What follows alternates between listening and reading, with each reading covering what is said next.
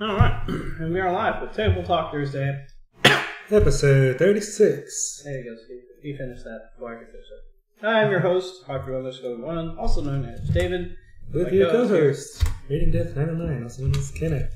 And thank you for joining us on this Thursday evening, December 14th. Barbecue sauce is kind of spicy for some reason. It just tastes spicy. I don't know. We're eating wings. Yes. And drinking wine out of sake and then Sonic drinks. They kind of like the new cups because they had the old Sonic cups for like 2 years, 3 years, honestly. This is kind of cool. Kind of cute. I need to pull up a few stories and let's just get you going on your first story.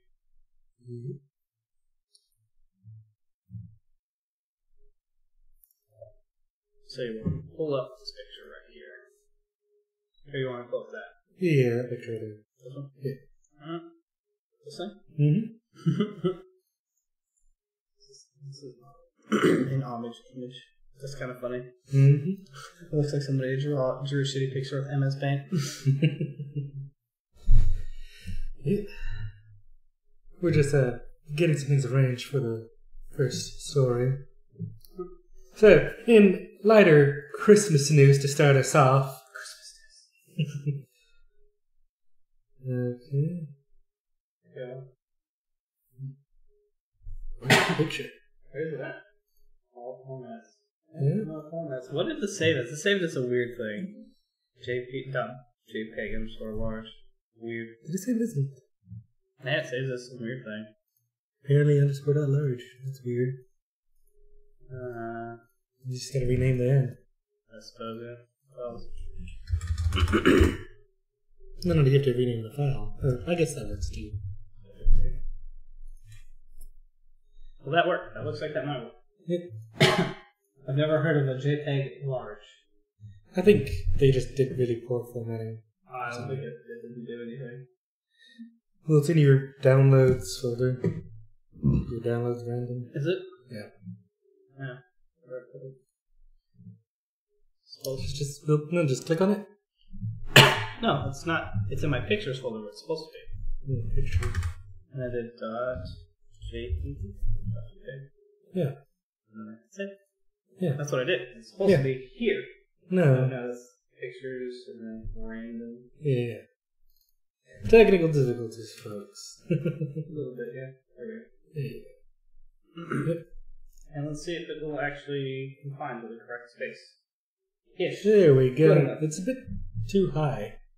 Can you lower it down? Make it smaller because it's a fucking tall picture. That's what it is. So there you go. So, in early news, giant Christmas tree appears over Germany. A pilot got into a festive mood by flying his plane in the shape of a Christmas tree in the skies over Germany, radar watchers have spotted. So as you can see here, flying from Hamburg all throughout Germany. And I love how he did the little loops around the towns and such for the ornaments. Yep. That's kind of funny. I mean, that's freaking cool. Is this a passenger plane? Yeah, it was like a large plane. It wasn't carrying any passengers. It was, so it says here, the pilot left the city of Hamburg and traced the pattern, complete with lights, as he flew from Stuttgart about 400 miles away, before returning 5 hours later. Mm-hmm. Let me see what the, because this was part of a specific, test flight. Oh, because I was wondering, I was like, why is that, why is he just flying its plane around? It was a test flight from Airbus, one of their flight test teams. Oh, I mean, that's pretty freaking cool. Yeah. That they let him do that in one of their large planes. That's kind of, yeah. And that, it happened. Indeed, did it happen? Alright, y'all gotta sing. So I've always been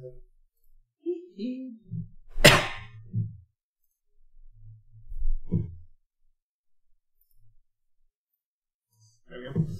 Alrighty. And then on to the next story. latest in our coverage on the whole Jerusalem, Palestine, Peace Palestine, Peace of the Middle East. The joke, the best joke of 20 every year since 2001.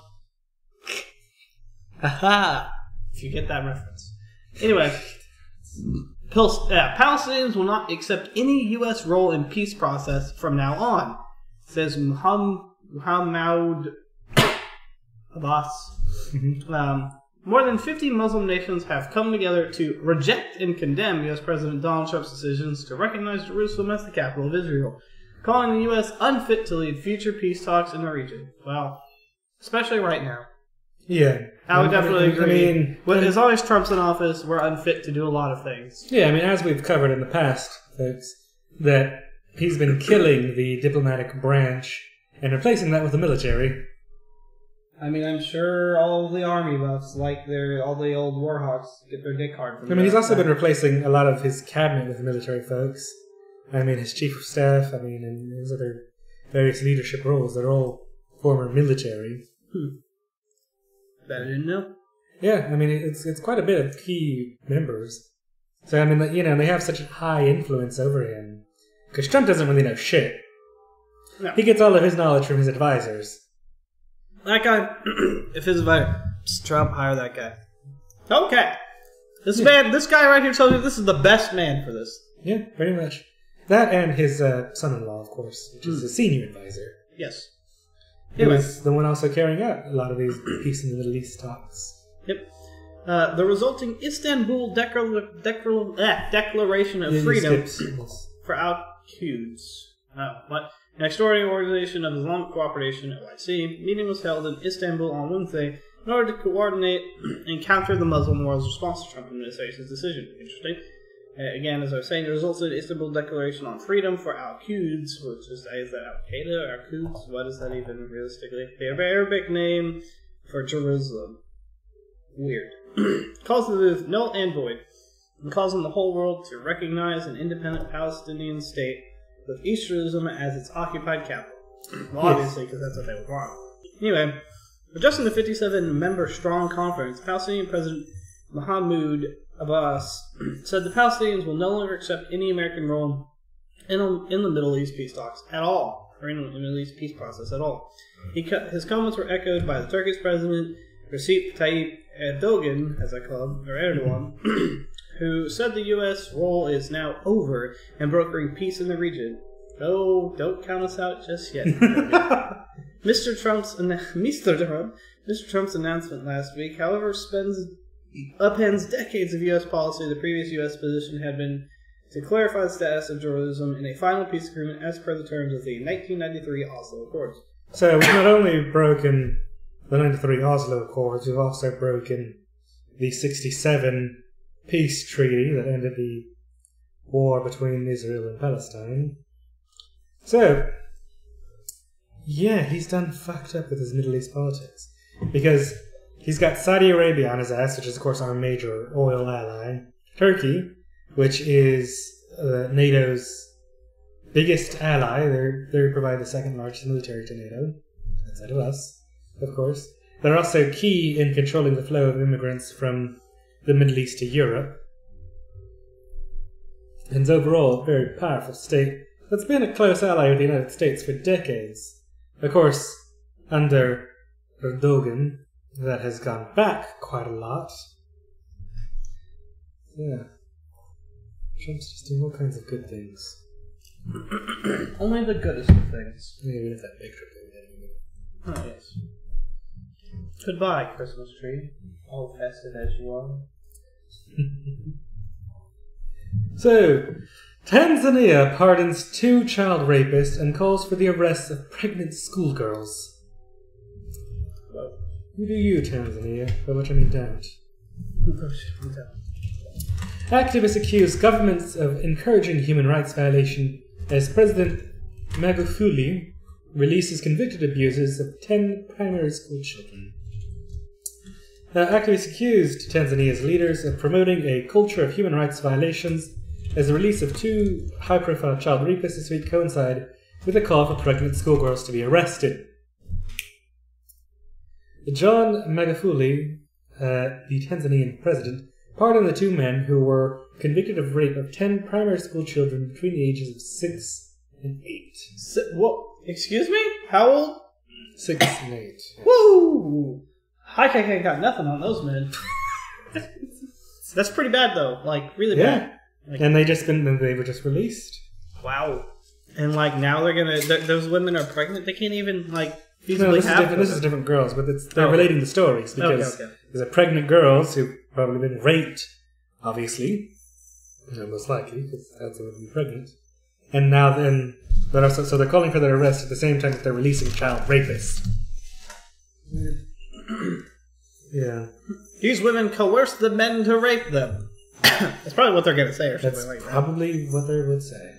That's how the Middle East operates. This isn't even the Middle East. This is Africa. Your ankles weren't This covered. is Africa. Is this Africa? Yeah. Every place, I mean, they're all not first world nations, so they're all kind of bad. Yeah. Then again, America is technically a first world nation. Who is? America. But we're also suffering through massive amounts of poverty, homelessness. I was reading a story earlier this week that the UN is actually in the United States looking at some of the poorest areas in the nation, and seeing a resurgence of like a ringworm, which they basically say happens in areas where there's poor like sewage and water systems, which is noted in a lot of poor, underdeveloped areas, which they're seeing in America, which is clearly an issue. Well, you get ringworm from a lot of those. I don't know if it was ringworm specifically, but they said it was probably something else, because ringworm, like, you can just get ringworm from just being hot and sweaty and stuff like that. Yeah, I think it was something else. It was some kind of worm or some kind of parasite. Okay, because ringworm's not a parasite. That's what I was going to say. The common misconception is ringworm is actually just a rash. It's not a parasite. You're thinking those might be roundworms or hookworms or something. Yeah, hookworms. Hookworms, yes, which are a big deal in Africa and a lot of places. Yes, and they're making a resurgence here in America. Even though we thought we had eradicated them. That's scary. Yes, because our poor areas of the country are deeply underserved of proper sewage and such. And they were literally saying in the story that these like mobile homes or whatever, they just have pipes straight from their toilets to a ditch. And then they're saying, well, it floods a lot, so the ditch overflows, and then they even said sometimes it flows into the house. Gross. And then they say, well, the hookworms are in the water and in the grass. So then you walk through, and apparently they can jump like freaking like midway up your leg. Can they actually jump? See, I know that hookworms, like the biggest thing about hookworms and stuff in those Middle Eastern countries, or not Middle Eastern, the other countries, I mean, like Africa and stuff, is that you don't go around barefoot. Yeah, because hookworms will burrow into your foot. Yes, they said that was an issue, but they also said like from your ankle, like they can get like slightly above your ankle, like a few inches. Mm-hmm. I guess they get on like grass or whatever while you're walking through, But it's just like, God, that's ridiculous. And I think they're fast too. Like you can't rip them off you. And then hookworms are a pain because they travel throughout your body. Yeah, and they basically say that they end up in the digestive tract, and it just continues the process continues. Yeah, because it lays eggs and you poop them out. Blah, blah. How parasites work. Yeah, and I also said that in the particular county they surveyed, which was the poorest county in the poorest state, which I think was Mississippi. I don't remember the county. Where does Mississippi have counties or parishes? They better have counties. I'm calling them that. I don't care if they have parishes. I don't care if it's a parish at this point. I don't respect Louisiana. But yeah, they were saying how that the average cost of a septic tank was like $15,000, and that was like the household income of a house in that area. How much is it? $15,000. Jesus Christ, that's low. I mean, that's low. I guess it mustn't be a very good septic tank, but enough to. No. I'm saying it's a low amount of pay. If that's like, how are they able to survive? Well, that's why they have freaking PVC pipe running to a ditch and not proper sewage. Yeah. Jesus Christ. That's bad. So I mean, it was ridiculous that it's happening in America. $15,000 septic tank. I think it's kind of expensive. 15. Yeah, that's what I said. Kind of expensive. I guess I don't know. I live in the city, so I don't have septic tanks. We have 2 septic tanks. We have to get them pumped out. Yeah, and that's an extra cost, I assume. It is. So they have to afford that as well. Anyways, back to Tanzania. So, yes. Tasmanians. Yes, the Tasmanians.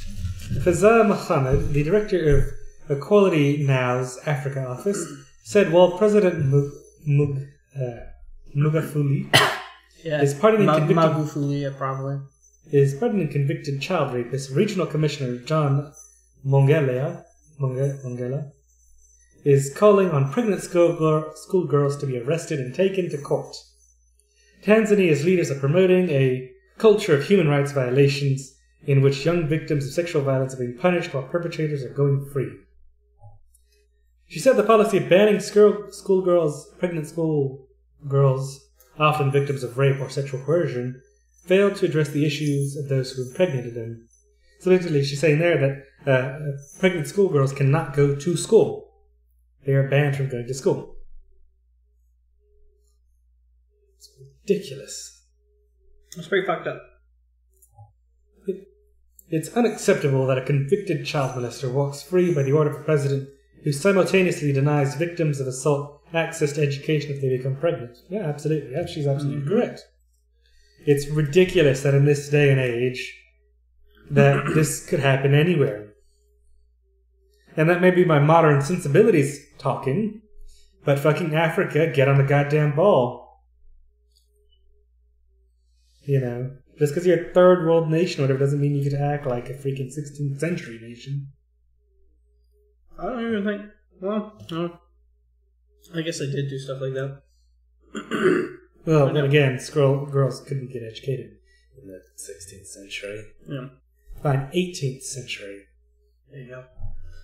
Oh, yeah. You made it She a was whole... raped. She's a witch. Burn her. Burn her. No, don't. Because they might. Oh, gosh. Well, they kill albinos. Yeah. Poor albinos. They either think they're curses or they think that their body parts are lucky. Either way, albinos get killed quite often. They get killed and butchered. They're like for brutally. Yep. I mean, you'll just hear stories out of Africa of just a group of angry people, angry townsfolk. God, they sound like freaking going after Frankenstein's monster. But yeah, no, there'll be just a group of angry townsfolk going at them with butcher knives and just chopping them up alive. Ooh. It's disturbing. Sounds like my place to be.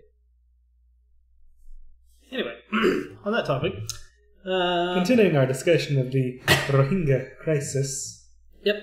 At least 6,700 Rohingya Muslims killed in 1 month, says Doctors Without Borders.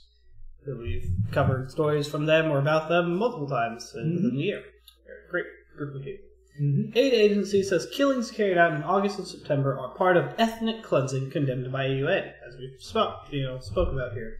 International aid groups Doctors Without Borders said its field survey has found at least 6,700 Rohingya Muslims were killed between August and September in a crackdown by Burma's security forces. The group said in a statement made available Thursday that it had conducted the survey in refugee camps in Bangladesh and estimated that at least 6,700 Rohingya died in Burma's Rakhine state between the 25th of August and the 24th of September, which is, was it a month? Isn't that backwards? Yeah. No, it is, yeah. That's August and September. Anyway. International aid and rights groups have accused the military of arson, killings, and rapes of Rohingya villagers. Burmese authorities blame Rohingya militants for the violence. And as we've covered, it's pretty damn clear that it's the freaking military carrying it out. Now, to be fair, like as some people have told me about some of the history, the militants were a problem before, and they've been a problem for a while. And so that's why a lot of these people are revolting and doing this. Yes, to give a bit more background, the Rohingya people have never been officially recognized as citizens of Burma. Burma says they're Bangladeshi, and Bangladesh says they're Burmese. Because neither country wants them, even though the Rohingya have lived in Burma for centuries. They've never been officially recognized as citizens. So, of course, when you don't have access to government education or services or anything because the government refuses to acknowledge your existence, people might get mad at that. Just a little bit. Which prompted these militants to... Which gives rise to terrorism. Yeah, commit terrorism. Which is one of those things I try to tell people everywhere, is that like the war on terror is kind of a joke to me, Because you'll never get rid of terrorism. I mean, part of the problem with the war on terror is that, you go out, with your drones, you bomb a village or a group of people, and it's like, oh, you've killed somebody's brother accidentally. Or you killed a wedding party. America. Or you've killed a mosque full of children. America. Also America. Yes, just generally America. And then you end up as like, oh my gosh, America has killed my family members. You know what? Fuck America, let's go kill them all. That's exactly what happens. The whole death to America. These people who probably would have been on our side had we not killed their family members. Well, so I wouldn't say that necessarily. They just wouldn't have they wouldn't have been actively fighting against us. Yeah, because their whole religion teaches them to hate the East or whatever, or the West rather. Yeah. Western culture, blah blah blah. But there's people. There's still. I met some free thinking, Middle Easterners, and they're decent people. Mm-hmm. I talk with them, and they're like, I think the whole thing's stupid and just bad for everybody. And I'm like, I like you. Yeah. But then again, we have Americans that are like that. They're like super hyper Christian, like the West Pro Baptist Church people, and like those kind of groups, and they're basically the same thing. They're basically terrorists. They are actually, but I don't know if they're recognized as a terrorist group. I don't think they are. They're not because they're Christian, but they do stuff for political gain. Like that. They protest. They're within the bounds of the law. No, they do violent protests though. Sometimes they actually do incite violence. I'm sure they incite violence, but... Which is, you're not supposed to do. You can't incite violence. Yeah. People get violent at them because of what they're saying. Yeah, that too. But their message is horrible, and they're hateful people, and they, just generally bad. Yep. But you just ignore them. I suppose. Yes. Well, no, because they've also been to, people's funerals and, threw stuff, and they've done all sorts of stuff. I don't know if they throw stuff? They've legitimately, not just shown up... Because, I know they tried to, barricade, processions from getting to the cemetery. Yeah. Which is... Yeah, well, yeah. I guess the cops were called, I assume. Yeah. I hope. But, anyway. Back to the story. The peak in deaths coincides with the launch of the latest clearance operations by Burma security forces in the last week of August. MSF Medical Director Sidney Wong, Teehee, in a statement, that's what she was saying in a statement, okay. MSF said that among children below the age of 5, more than 59% who were killed during that period were reportedly shot. Jesus. That's 60. Whew. That's 6 out of 10 children were shot. Yeah. Can anybody who sees that honestly say, that, oh no, it was the militants who were doing that? Shooting their own children. What the fuck, Burma? Do you think that we're all idiots? That we honestly can't see what you're doing here? Have you seen the global perception of America? No. Realistically, I don't know. I tried to use that in the Australian server today. I was like, dude, I'm American. Do you really think I'm that dumb? He's like, well, by what you just said, of course. And I was like, no, we're much more smarter than you, penal colony people. Anyway, and then he was trying to say we came over from we were from Bible scrubs. I was like, no, we've technically originated. Part of it's from Bible scrubs, but the other half is just the British colonies coming over and wanting more land. Yeah, we're still a majority Protestant nation, and that's the Puritan part of it. 15% burnt to death in their homes, 7% beaten to death, and 2% died due to landmine blasts. MSF said the numbers of deaths are likely to be an underestimation, as they have not surveyed all refugee resettlements in Bangladesh because the surveys don't account for families who never made it out of Burma. Scary. I'm going to go ahead and just move this down because it triggers me. Mm-hmm. There we go. Who said you could make edits? I'm pretty sure you shouldn't have that power. I don't know. No, I'm kidding, you shouldn't. It's fine. I was just yeah, I know. It didn't really fuck up anything else either. So no, it doesn't. Just... Play video, which you hyperlinked. Mm-hmm. Getting better. Munchausen by proxy. Yes, interesting disease. Terrible. I've heard. I forget what that is. I feel like I recognize the name. I'll explain it when I tell that story. Yeah. No problem. So, In good news for weed, medical marijuana has no public health risks.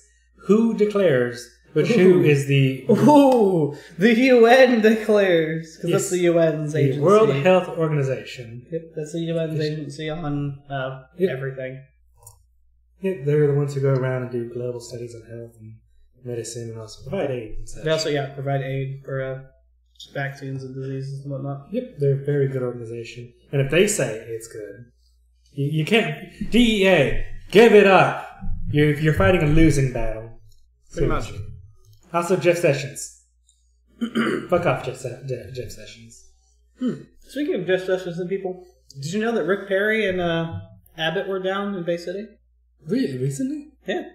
To commemorate Daenerys opening up. I posted about it in fucking... Yeah, I saw that, but I mean, was that recent? Yeah, it was like last week. It's in the newspaper. Damn. I should have gone over there and yelled at them. Is Abbott confined to a wheelchair? Is he? Somebody was. I think it's Abbott. I don't know. I don't really... Maybe? I just kind of surprised that Rick Perry and them came. Like, Rick Perry's not the governor anymore. No, but he's still an influential political person. Got to get that. But why did they come to Daenerys? Because, well, actually, Rick Perry had a big influence in getting them here, if memory serves. Because he was really trying to court them to come to Texas, of course, because it was a multi-billion-dollar operation. Mm-hmm. And then, of course, our city gave them huge tracts of land and no taxes for the next 50, 30 years. So they screwed over our city, but yeah. Yeah. So I'm sure he wanted to come here anyways, just to see how great he did. Making America great, one step at a time. Yeah. Again. I don't know. Check that out while I'm checking this story, because I have to know now. Because I think he might be. I've read a thing, but I'm not entirely sure. Anyway, so WHO has declared medical marijuana is beneficial for cancer, epilepsy, Alzheimer's, Parkinson's, and other diseases. The organization found the drug is not addictive and holds no public health risks. This is fantastic news for medical marijuana. And marijuana in general. Seriously. Really? Yeah, no, I can't. It won't even let me off the page. Well, there we go. But yeah, he does. That's why he uses it too.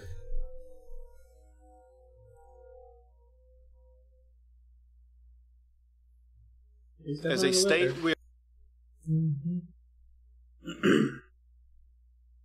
I don't understand. I guess keep scrolling down. Keep on. Wait, I think it's up there in the middle.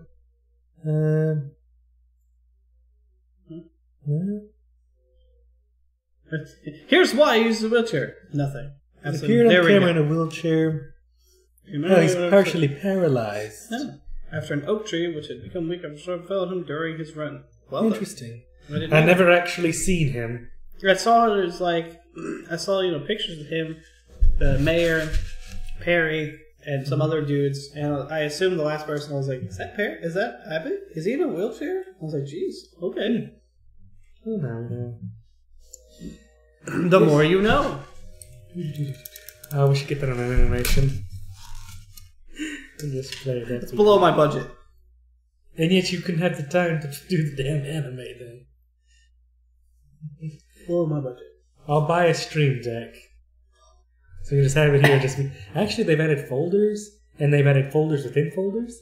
So you can have like a couple thousand different freaking things. That'd be cool. I just have it right here. Just tap. I still think if I really wanted to do it, I could just get an application that lets me put macros on a regular keyboard. Yeah, but I can go use my keyboard. Yeah, but the nice thing about it is that you get that graphical picture, you know. They're all going to be different like flavors of dicks. I'm just going to turn them all into dicks.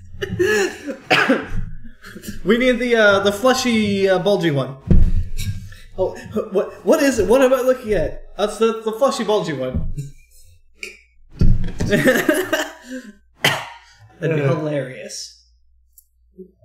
So, the World Health Organization has declared that CBD, the relaxant property of cannabis used in medical marijuana, should not be a scheduled drug.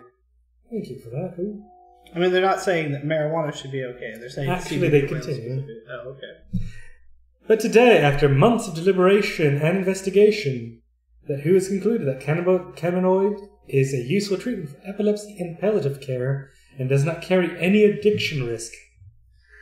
Had the WHO... Wow, somebody just came out and said marijuana's not addictive. Right there. Yeah. Now, it could be addictive just because people's addictive personality, but realistically, it's not addictive. It's not addictive. It in itself is not inherently addictive. However, getting the high or whatever, that helps you get through life, that's addicting. I don't know. It can be. Like I said, it depends on the personality. Like, I'm super depressed all the time, so like maybe it would work. I don't know. I don't remember. I don't know. I mean, isn't weed generally considered a downer? I believe so. Okay, so I think it'd have an opposite of intended. Everything makes me fall asleep.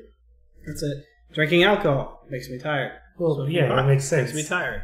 Everything makes me tired. Living makes me tired. Let's be real here. Yep. Let's see. Had the WHO chosen had the WHO, that great band, or I was gonna say, or are we talking about Dr. Seuss, the Grinch? Oh yes. Chosen to schedule the drug, it would have hamstrung physicians from prescribing medical marijuana globally. The report published today also recommended imposing the strongest restrictions possible on fentanyl, a synthetic opioid that has killed thousands of people in America's drug addiction epidemic. Fentanyl, folks, is extremely dangerous. Yep, very bad. No question. A fingertip's worth of it can kill you. It takes next to nothing from fentanyl. It is 100 times more powerful than standard opiates. Opiates. Whatever. I was like, what did you... you were going somewhere with that, and they're opium-ates. Yeah. So, I mean, it is extremely deadly. They've added that the current information does not justify scheduling of cannabinoid, and have declared that taking medical marijuana will not lead to addiction to THC, the psychoactive property of cannabis.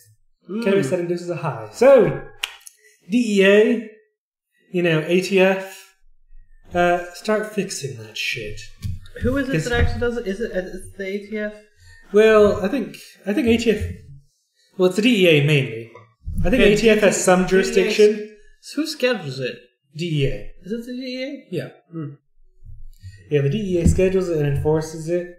And I think ATF sometimes comes in, but not too often. But it's mainly the DEA. Yeah. So, fuck off, DEA. Unschedule that shit. Unschedule the sweet, sweet victory. That is the marijuana. Mm-hmm. Alright.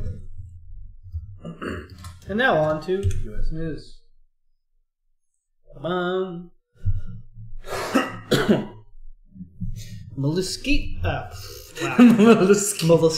Mesquite police ignored Graham Dyer's fatal injuries, filing say. The Mesquite police arrived at a local middle school late on a summer night in 2013. Graham Dyer was pounding his head on the ground. Okay. Earlier witnesses reported seeing him ram his head into a building. A friend explained that the 18-year-old was experiencing a bad LSD trip. I know! I'm not going in there. Who goes to middle school to have an LSD trip? Well, there's some stories about it. I know people around here that, dropped LSD and just walked around. And, I heard stories of people ending up inside trees and all sorts of other things. So, LSD is really bad. LSD is one of those things that you want to take. You want to take with a friend that's already taken it before. It's called a spirit guide. Is what a lot of people use it as a term. It's funny and it's old fashioned, but it's true. You want to have somebody that's experienced and that can help you out if you go on a bad trip. It's probably better if they're not tripping at the same time, but meh. Anyway. Police had a legal duty to care for their prisoners, and after Dyer was handcuffed, 2 medics were called to the scene. But their evaluation was brief. No report of his exam was created, and they quickly left. One Mesquite officer later termed the medics worthless. I just love that. It's hey, we called a medic onto the scene to try and help with this guy who's clearly having some shit going wrong. And I was good enough, whatever, we're out. I was fucking worthless medics. Yep. While being loaded into a cruiser, Dyer banged his head several times against the car. During the first mile on the drive to the city jail, he slammed his head 19 times against the side door, back seat, or metal cage separating the car's front and back. Jeez, he literally pounded his head into non-existent oblivion. Yeah. Some police departments call for a medical evaluation after taser use. Instead of diverting to the emergency room a half-mile away, however, the officers resumed driving. No additional restraints were applied, and during the second half of the trip, Jair hit his head against the car's interior 27 more times. Yes, because as a part of this, they after the first 19 head slams inside the car, they pulled over and tried to restrain him, and they tasered him in the balls. Oddly specific, but alright. That's what it says. Does it say, is that what it says? It doesn't say here, but it's a part of the plot. Okay.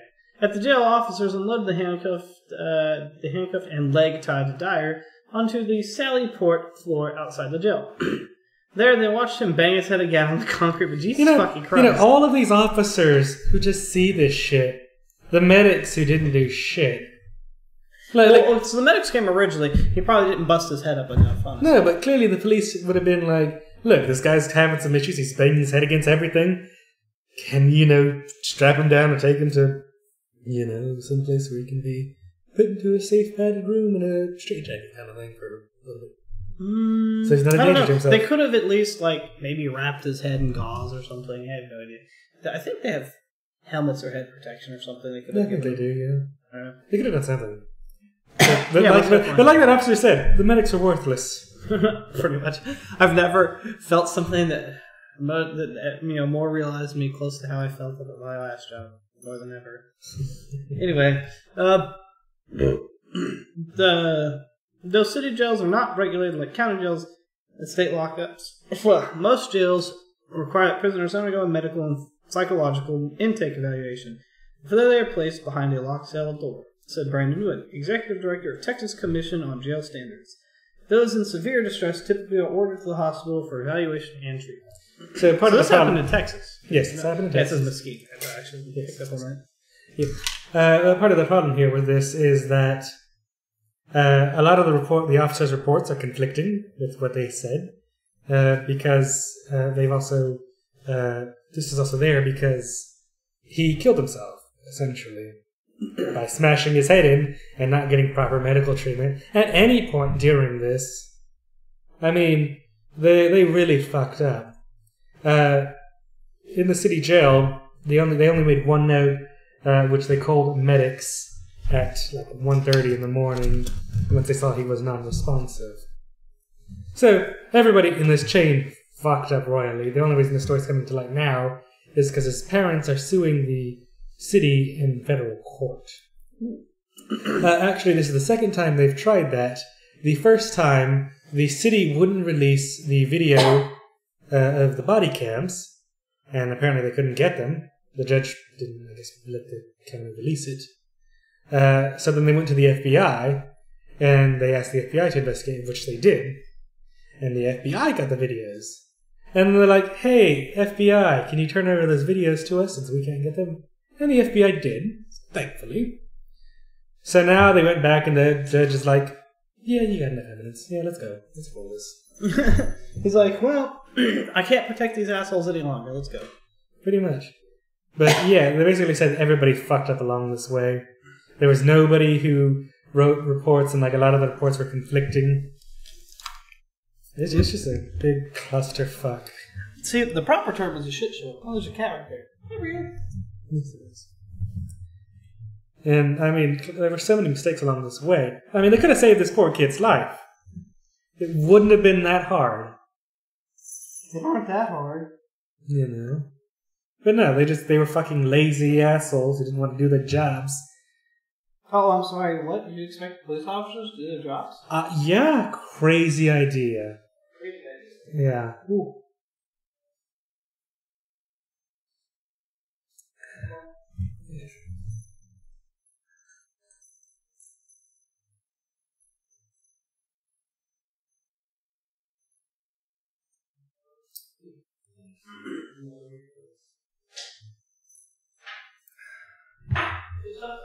Yeah, good. So, In good news out of Alabama, which rarely ever happens. Nope. A bit too strong for that. Yeah. Democrat Doug Jones wins in a stunning upset for the Alabama Senate race. In a stunning victory aided by scandal, Democrat Doug Jones won Alabama's special Senate election on Tuesday, beating back history and embattled Republican opponent and Donald Trump, who urgently endorsed GOP. Is this the dude who they were protecting the other dude, the Republican guy? Is this story? Maybe. The Republican dude that Trump was pushing we talked about last week? Yeah, I believe so. Yeah. Roy Moore, who urgently endorsed the GOP rebel Roy Moore, despite a litany of sexual misconduct allegations. It's the first time in Senate. It was the first Democratic Senate victory in over 25 years in Alabama. Times have changed in America. Yeah. In one of the reddest of the red states, which proved anew that party loyalty is anything but sure in the age of Trump. The Republican loss was a major embarrassment for the president and a fresh wound for the nation's already divided GOP. Because the GOP doesn't like Trump, and they threw him out there to try and help get this going, because Trump originally endorsed Luther Strange, which was the candidate running against Roy Moore for the Republican nomination. And when Luther Strange failed, Trump then decided to not quite endorse Roy Moore because of all the sexual scandals going on, where he was basically sexually assaulting teenage girls. Until finally it became too late because of the upset in power. Roy Moore, meanwhile, refused to concede and raised the possibility of a recount during a brief appearance at a somber campaign party in Montgomery. The Attorney General has refused to do a recount because the margins are so large. Which, not like super large. The margin, the Democrat, Doug Jones, won by 1.5%. And the percentage for a recount is 0.5%. Oh, wow. That's a pretty small percentage for a recount. That's probably because they're like, dude, it was off by 1. No, we're not doing a recount. Democrats, fuck you guys. And then it turns around and bites them in the ass. Yeah, probably. Beautiful. So, the victory by Jones, a former U.S. attorney, best known for prosecuting 2 Ku Klux Klansmen responsible for Birmingham's infamous 1963 church bombing. Wow. Impressive, wasn't it? I know, right? I don't know if he's done anything more, but that alone is fairly impressive. Which narrows the GOP's advantage in the Senate to 51-49. A number of Republicans declined to support Moore, including Alabama's long-serving Senator Richard Shelby, but Trump lent his name and the national GOP resources to Moore's campaign in recent days. Had Moore won, the GOP would have been saddled with a colleague accused of sword conduct as Republicans nationwide struggle with Trump's historically low popularity. I think the latest numbers, he's hit a record low of 32%. Senate leaders promised that Moore would have faced an immediate ethics investigation. Which is great. Right as he becomes senator, and bam, first day in ethics investigation. God. Look at Panda's cut. He sent me a picture of it cleaned. He got 8 stitches. That's what it looks like. That one's a better picture because it goes all the way around the side. Mm-hmm. I didn't see that at first. I just saw that gash. Yeah, that's a bit overreacting. Yeah, it's bad damage. Yeah. But I mean, he wasn't going to lose his pinky. No. It's just pretty bad. Yeah, no, it's just bad, yeah. Like, I'm sure you see, it's bad injury. I've done stuff like that. He's like, I think I'm going to lose my pinky. It's like, yeah. Mm-hmm. Yeah, the last time I had a gash like that deep was whenever I impaled myself. I've actually done that a couple times in my life. I've impaled myself with various objects. Remember, people, stabbing is easier than you think. So ultimately, Tuesday's contest came down to which side better motivated its supporters to vote. Alabama Secretary of State John Merrill said turnout would likely not exceed 25% of registered voters. See, that's the thing. You know, that means the Democrat won with like 12% of the Alabama voting populace. So it honestly wouldn't have been super difficult for Moore to win, considering the percentage that came out to vote. Which means there's really a small amount of Democrats in that state. Yep. Which makes sense because it is Alabama. It's Alabama, baby. But also that the Republicans just simply didn't care. Or perhaps they did care that he was I think they fucked up. Like, they were really pushing for him. I think that's probably what got more people to vote against him, because of how hard they pushed for him. Well, actually, I think they ran a survey, and about 7% of Roy Moore voters said that they acknowledged that he sexually assaulted children, and that they would still vote for him anyways. Wow. Yeah. Especially since, like, Republicans don't like queers and fucking child rapists and all that other stuff. Well, you tell that to the folks in Alabama. Well, this is Alabama. It's Alabama. So that's completely different. Yes. I don't expect better from Alabama, let's be real here. To Roy Moore, Moore once was removed from his position as a state Supreme Court Chief Justice after he refused to remove a boulder-sized Ten Commandments monument at the state court building, which is obviously a violation of separation of church and state. A second time, he was permanently suspended for urging state probate judges to refuse marriage licenses to same-sex couples. So clearly he's a piece of shit person already. Yep. I mean, coupled with his child sexual assault, anti-gay, telling judges the wrong things, and really supporting Ten Commandments in violation of church and state. Yeah, terrible person. A little bit, yeah. Separation of church and state's a big deal. It's one of my favorite things that doesn't really exist. Anyway, moving on. As we spoke about the other day, good old Florida, as we talked about yesterday. Florida man who dragged shark behind boat charged with animal cruelty. Oh, I knew this was coming. We covered this a couple times. The three men in a viral video showing a shark being violently dragged behind a speeding boat have been charged with animal cruelty. Among other charges, the Florida Fish and Wildlife Conservation Commission and prosecutors from the Hillsborough County State Attorney's Office announced Tuesday. Michael Wenzel, 21, Spencer Heinz, 23, and Robert Lee Banach, 28, were charged with numerous criminal violations, including both felony and misdemeanor charges. The three men have each been charged with 2 felony counts of aggravated animal cruelty. Wenzel and Banach will face an additional misdemeanor charge of illegal method of take shark, a law pertaining to how sharks may be fished.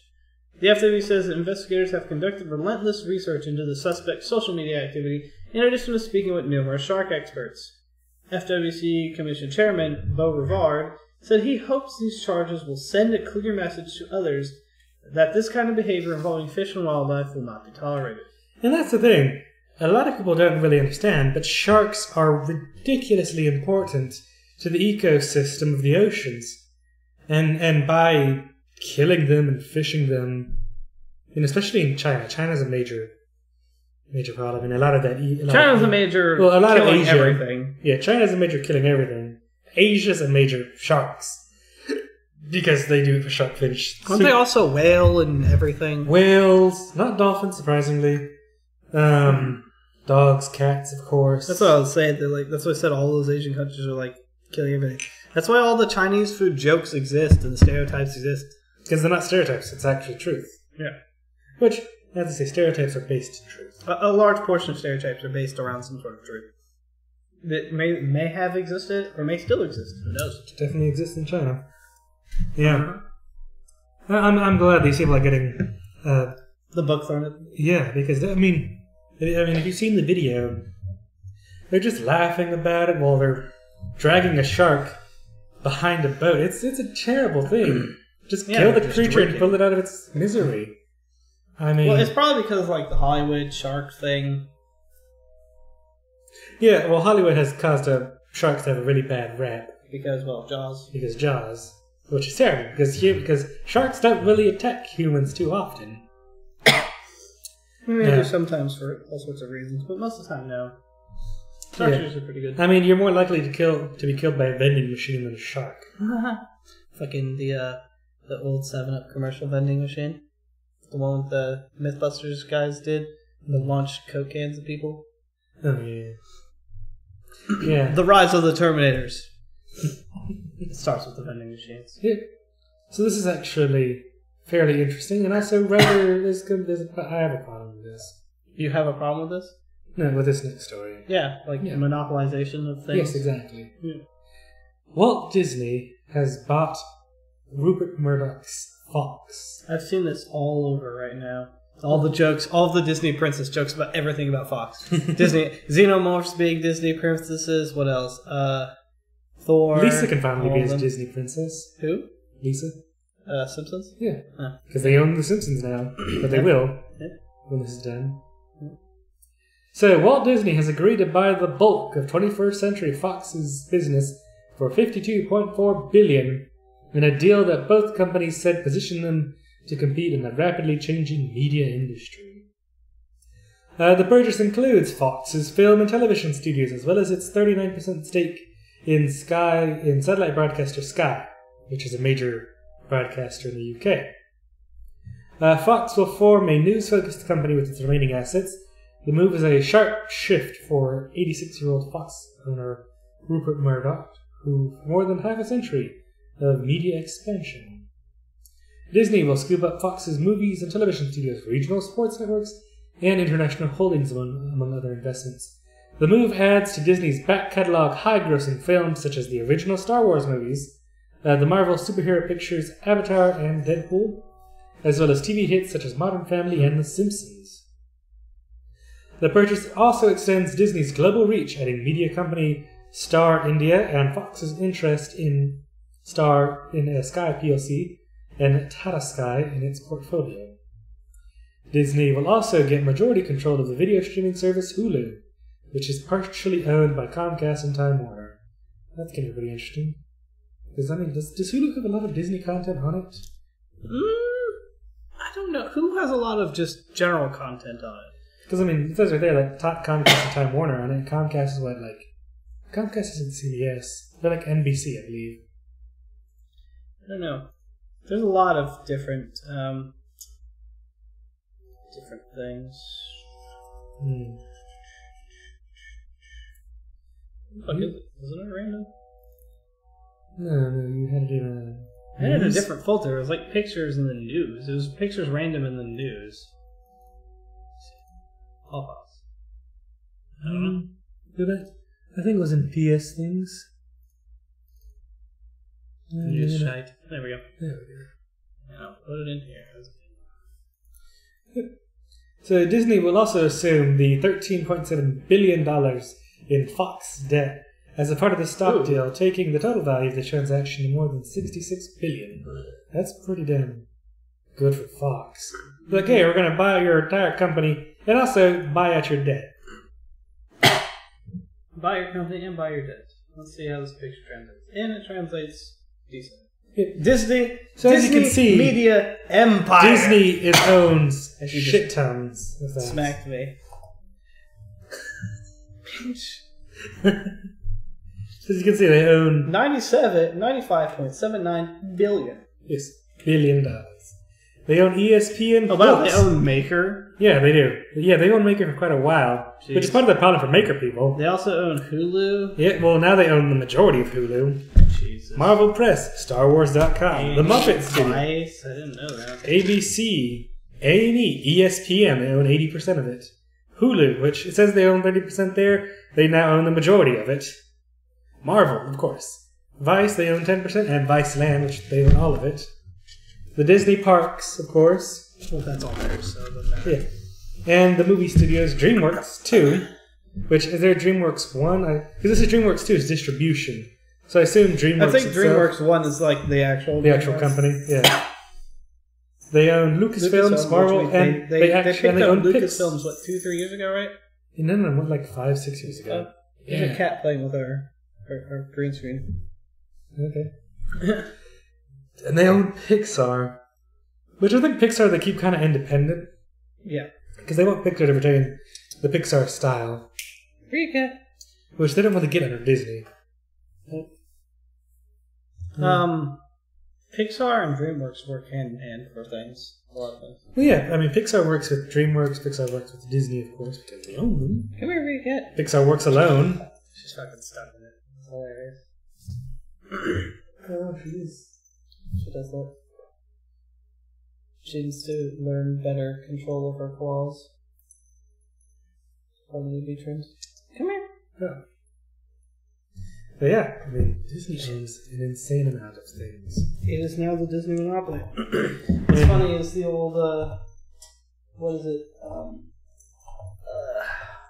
We had one of the Disney monopolies or whatever, and like Boardwalk and Park Place for Disneyland. Yeah. Kitty cat. So Fox will hold on to its flagship news channel, Fox Business, Fox Broadcasting Company, Fox Sport, Fox Television Station. So Group. Fox will still exist. Yeah, Fox is still kicking around. From what they say, they want to refocus on just news and not have to worry about everything else. They're going to fix news? Focus on it. Are they going to fix news, though? They're going to make it great again. I don't know. Yeah, if you want to bring up that other picture. Can't you just put, like, URLs into that and it'd work? I'm not sure. This one right here. Yeah. I can give it a shot. Somehow I don't think so, though. If I use the browser source, it will work. Yeah, just put a link in it. Just hit browse. Okay. And then, paste it there. Okay. And then hit OK. Okay, that didn't actually do it. Oh. No, that didn't. Nope, didn't do jack shit. Huh, okay. Sometimes it does things in other programs. I feel like I could do it in the browser source. Yeah, you should be able to do it in the browser source. Browser source. Create new. We're making some updates live, folks. Paste. I guess that was the other picture. This one is which picture? Yeah, that one's the Disney picture. This one over here is the Fox picture. Which one? The one that I just picked? Yeah, which is the right one. That's what I'm trying to get to. Okay. Copy? No, that's the wrong picture. Is it the wrong picture? No, the picture that's right there is the right picture. Oh, this is the Fox one. Yeah. Okay. Just drag it over here. Can you put it behind us? Move. Order. Move the bottom. And then I have to move it up. Right there. There you go. Here, expand it out so people can see. Extend. Yeah. My arm's in the way. Oh crap, I lost it. Oh. There we go. Trying to scale it back down a little bit. There we go. There we go. A little bit back. So as you Like can all the see, black space. these are all the holdings of Fox itself, which Fox is a $50 billion company. I So now they have own. a So cat. they own. I said I have now acquired a cat. Yes, yeah. So as you can see here, they own actually quite a lot of cable networks, cable broadcasters, etc. Which that's all Disney. But here they have 20th Century Fox. And Fox Studios Australia. Fox is like, we don't want Australia anymore. You can have them. So it's interesting. You know, we're gonna have The Simpsons Disney-ified, probably. They of course. Wait, so is Fox keeping 20th Century Fox? Or? Nope. They're only keeping these things here in the orange.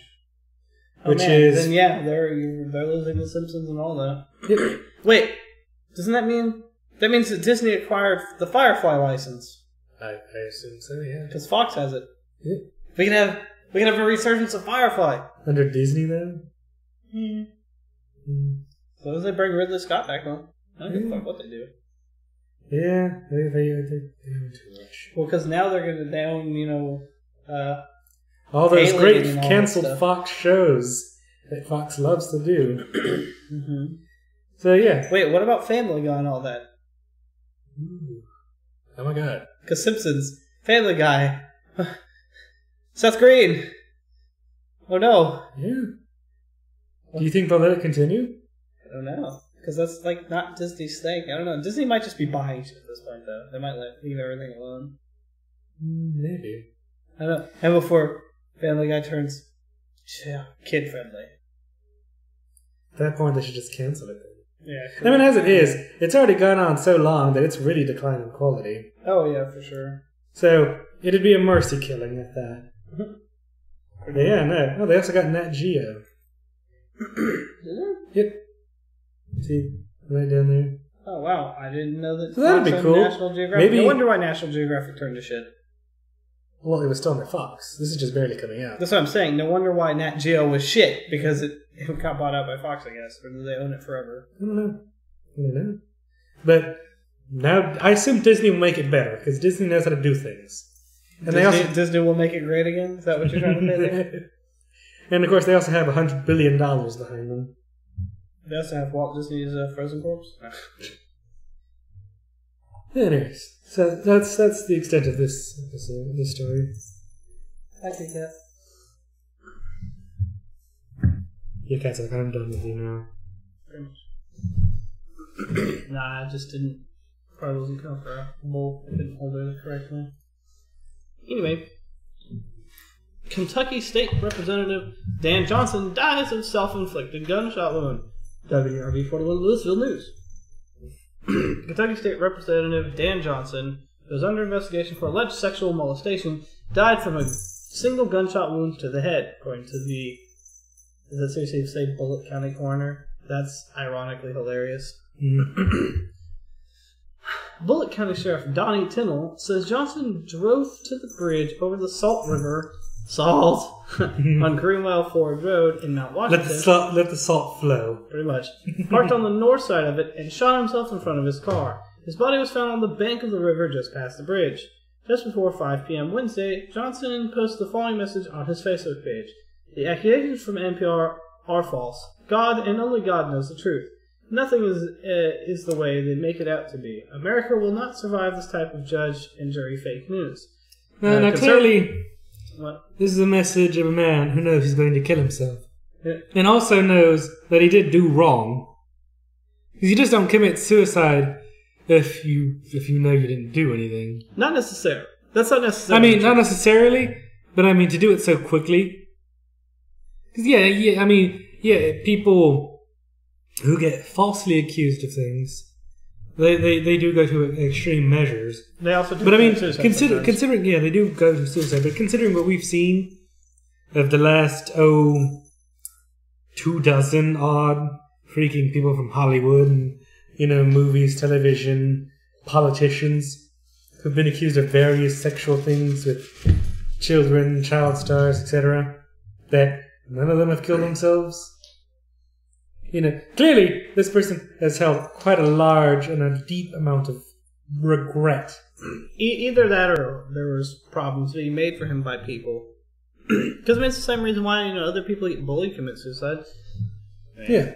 It works both ways. I suppose so, but this is really rapid, because I think the story that came out only came out like last week. Yeah, a week's over enough time to get yourself bullied into suicide. Yeah, but I mean, considering all the other politicians Roy Moore was accused of worse. He came out there and denied all the accusations. Yeah, some people just don't really give a shit. It's like if people were to claim that I did stuff I didn't do, I'd be like, no, and carry on living perfectly fine, and just laugh at stupid people that will control me. So, but it has to do with the type of person, some other things. There's plenty of reasons why people commit suicide. I don't know well enough. I feel like I don't have a reason to live, but I'm still here because I haven't thought about suicide for some reason. I don't know why. But my brain just doesn't work that way as far as I've known. Anyway, conservatives take a stand. I love God and I love my wife, who is the best wife in the world. My love forever. My mom and dad, my family, and all 5 of my kids and 9 grandchildren, 2 in tummies, and many more to come. Each of you are a total gift from God. Stay strong. Rebecca needs you. 9/11, 2001, NYC, WTC, PTSD, 24/7, 16 years is a sickness that will take my life. I cannot handle it any longer. It has won this life, but heaven is my home. Please listen closely. Only 3 things I ask you to do, if you love me, is 1. Blame no person. Satan is the accuser, so blame the devil himself. 2. Forgive and love everyone, especially yourself. 3. Most importantly, love God. P.S. I love my friends. You are from family. God loves all people, no matter what. Yeah, it definitely sounds like a suicide letter. No. Yeah. 9/11 New York City World Trade Center PTSD 24/7, 16 years. So was he at? That's a good question. Because maybe there's a lot of things. Like I said, he could have been going through a lot of shit and been completely mentally unstable. Mm-hmm. It's possible. And then this happened, and he's just like, nope, I literally have no reason to live anymore. I'm done. Mm-hmm. But anyway, on Tuesday, Johnson held a press conference at his church on Bardstown Road, where he denied the molestation allegations, according to court documents obtained by Kentucky Center for Investigative Reporting. The alleged molestation took place on New Year's Eve in 2012. The alleged victim was 17 at the time, told authorities that she was staying in a living area of the Heart of Fire City Church, where Johnson was pastor. When Johnson, who had been drinking a lot, approached her, kissed her, and fondled her under her clothes. And there we go. I'm about to burp or something, but I can't. Ah, yes! I saw the shackle. The slave shackle. Yes! I was going to tell Greenfield about it. Anyways. The video. You want me to just play this video for this next thing? Video, drive Google. Now let's see if we can get this to pop over. This man's wearing a headset. He's wearing one like yours. What I'm not wearing. Yeah. What you're not wearing. Is the white balance off? Because this thing is like glowing. Yeah, I'm kind of glowing-ish. Did that setting turn back on or something? I do not know. I do not know. Nope. Nope. It's not off. Part of it's just your shirt and the light, because we have a lot of light in here. Also, your shirt has the weird splashes on it, like paint, like spray paint. Mm-hmm. So it's kind of throwing it off slightly. It's also because it's not rendering the particles very well, so it just looks flashy. Mm. I think that, and also the color gets changed whenever I add the filter for the green. I'll change the color slightly. Throws it off. This face though, it's pretty funny. Okay, switch over to the video watching mode, making sure we are on the correct browser before we go on. Oh, look, the face is alright. We have faded. Ooh, there we are. Just like that. Transitions, everybody. Bada boom, bada boom. Alright, now I just want to take a moment to laugh at his face. Perfect crease range. So those are the faces I make whenever I hear everybody in Discord say stupid shit most of the time while we're playing games. It makes me feel as if... Oh god, I can't hear shit. How low was it? Play it, it's not... Yeah, no, I'm just stopped it. No one cares. No one cares. His mother claimed he had cancer, which led to countless surgeries, hundreds of hospital visits, even a feeding tube. All of this happened, his father says, for no reason, and now he's fighting to get his son Full screen the video?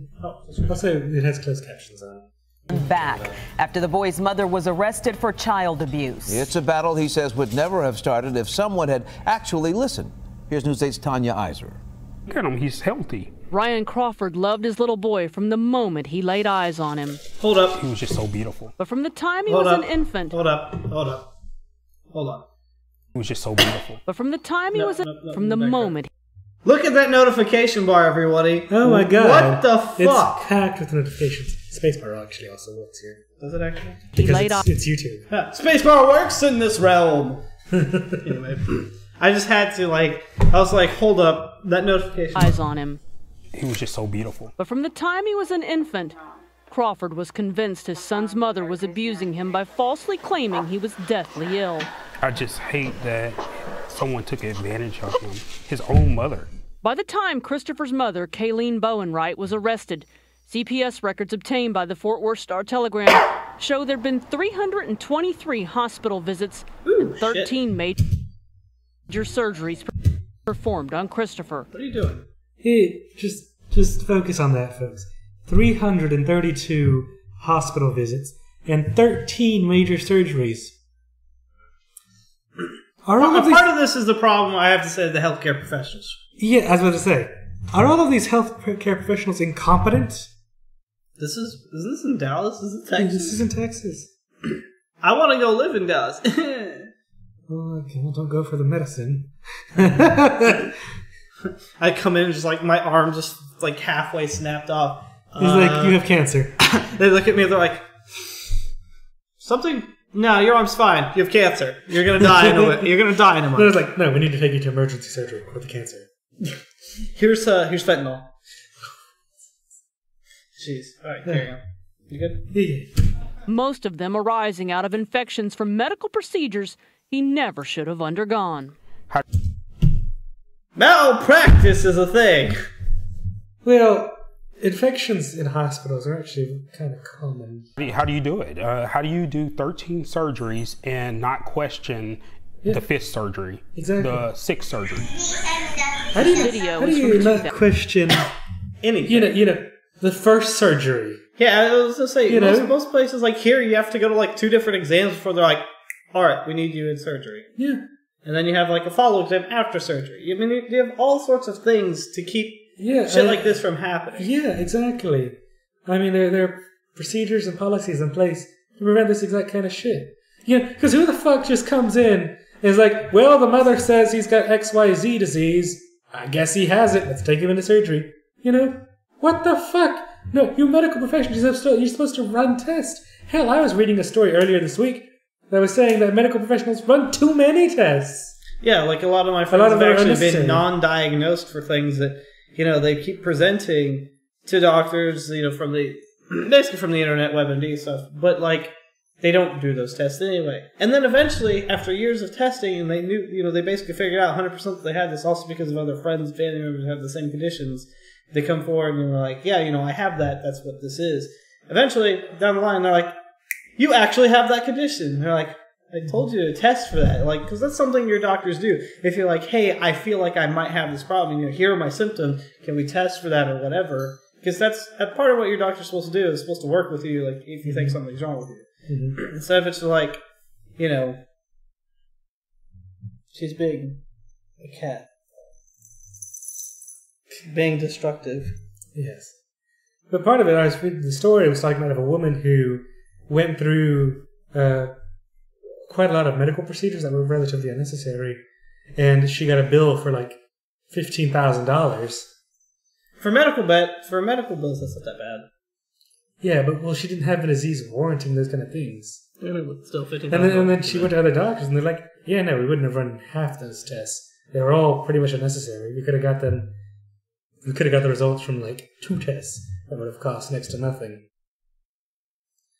But because the doctors just really wanted to, I guess, make some money or overprescribe, or were just really worried, and they didn't want to get sued for not diagnosing something, they overtest. All right. This clearly didn't happen in this case.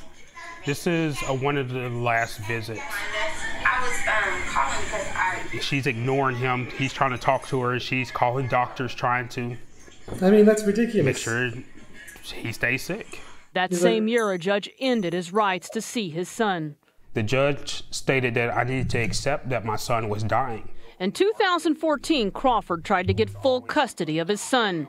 He says the judge refused to even look at the medical records. It makes It's a me bad feel judge, as if but it's also a bad system. Because as we've covered in previous stories over the past, many time we've done this. It's fine. It's fine. Everything's fine. Is that the justice system Until she around, brings it down above us, it's fine. around custody is heavily weighted for women, regardless of anything that they're doing. They could be terrible parents, and they could, just do terrible things, but they'll still get custody over a man who's the one actually providing for the family and working the job and such. Far be it from me to talk about reality and how... You don't know anything about children. I don't know. You don't have kids. I have no idea. I mean... You don't even have a girlfriend or a wife or anything. You're just a nerd. I have money. That doesn't mean anything. Yeah, but that's what those people who have those things don't have. Also true. There was a quote of something. It was like some sort of bachelor. It's like, yeah, I could have a car, I could have, a life, I could have a family, I could have all of those things. Or I could just have money. I think I'll stick with money. This is something like that. It's pretty fun. Anyway, carry on. You done with your rant? Yeah. The system wants to believe the mother all the time. Crawford says his complaints to CPS went nowhere. Neither did a 2015 complaint from a doctor. Knowing that your son is being injured, but you can't do anything about it, is the worst pain. His father blames the doctors who he says failed to keep his son from 8 years of misery. Yeah. Last month, Christopher and his siblings were removed from their mother's care. Christopher is now in foster care, not on oxygen, eating normally, and showing no signs of the sick little boy his mother claimed he was. His dad just wants him out of foster care and back home with him where he belongs. I'm live in the Dallas newsroom. Tanya Iser, Channel 8 News. She was having so much trouble there. Yeah. So what reminds me of Kenneth. So what Munchausen by proxy is so I'll describe Munchausen first. So Munchausen is a mental disease. Hold on a second. Armed. Bro, calm yourself. What is going on? Why are there so many trolls on Mixer? I don't know. I blame Microsoft. Yeah, it's a shitty Xbox, Microsoft. Yeah, it's shitty Xbox, yeah. And also, hello everybody else calling us pedos for some reason. Yeah, I know, right? Anyways, but Munchausen is a mental disorder which makes people want to get sympathy and popularity by being sick, by pretending to have a disease, pretending to be pregnant, pretending to be in need, to get attention. And Munchausen by proxy is getting those same things, but by causing somebody else to have those symptoms. In a lot of cases, it's children, usually by the mother, and it usually ends in death. Not a lot of the time, but some of the times it's... Yes, we are actually real. Yeah. We are the realest of Koreas. This isn't pre-recorded. No, not really. We're live. Live news. Or live news to us. Or live live news. Yeah, so, yeah. And it's actually, I think 9 or 10% of Munchausen by proxy cases end in death. Probably because the kids don't know any better. Well, yeah, because the kids, they're children. They don't, they listen to their parents. Yeah, so they don't really know any better. I still don't understand. That's probably what's happening. Because the doctors are looking through these things and, they're just, running scan stuff. Hey, my kid's fine. And the kid's like, but I hurt, It's like one of those things. It's like with some people with, things that are hard to, diagnose. Like feeling pain or whatever. Sorry. Oh, well, at least he's an apologetic troll. Is that why people come on and troll or something from Mixer? They think we're recorded or something? I don't know. It happens all the damn time. People come in and just shit talk, and it's like, why? I don't understand. Yeah. To be fair, I didn't notice it for a while. I only noticed him talking because he had an actual icon. So at least he's 1/10 the real, that everybody else is fake. So, congratulations for being a real boy. But that's all in this story. So the next one, we also have a video to play. Ooh. Is this the video? No, it's there we go. Yeah. There's the video. Alright, and then we go back to unable to process this video. What? Just give me a shitty video? No, it's supposed to be the right video. It's no view. Look at it again. Yeah, unable to process video. Oh well, whatever. Let's go back to the thing and we'll roll the video from there. Go back to what? The page. Yeah. I'll roll this fashionable or with the shitty player. See, I saw this. I laughed at this. I was trying to make myself laugh. I thought you were fake first. That's... We're fake news, goddammit. We're what Trump is afraid of. There you go. The fake news. Yeah. What did you say? All right, back to here. All right, so get your trendy bullshit clothing as that from American Eagle. As me. So apparently, Chris, you know Greenfeed. You've heard him talk, right? And how chilly he is. Yeah. Apparently, he said in middle school he used to rock American Eagle and Hollister and what's the other one? What's the other white people clothing store? Rich, preppy white people do too. It's Hollister, American Eagle. I think that might be it. No, there's one other. Yeah, something else. Yeah, whatever. Some other shitty place that you shouldn't shop anyway. Offensive. A bracelet. So let's pause this here because this is the bracelet they're having an issue. It's obviously a shackle, like 100%. There's no way around it. It's even made to look like brassed and like rusted and worn. Like this is. But is it fashionable? Yes or no? I don't think so. It looks uncomfortable. Fuck, honestly. It kind of does. Well, Thursdays we stream the news. We do a Thursday news show every Thursday. We're 36 episodes in. Yep. And then on Tuesdays, I have another co-host named Hikek, who's also part of our stream team here. I think you can click on it and find him. He streams something. He's probably streaming shitty PUBG right now or something like that. But generally on this, because we're on his channel, he streams games. He's been doing a lot of Arma 3.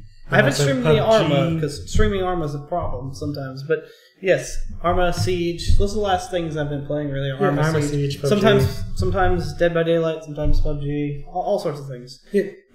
And then every Tuesday is the other talk show for anime that me and Hikek run, where we cover seasonal anime, like roundup review things, and we also have guests every other week as well. So it's nice. As we'll see you roll the video.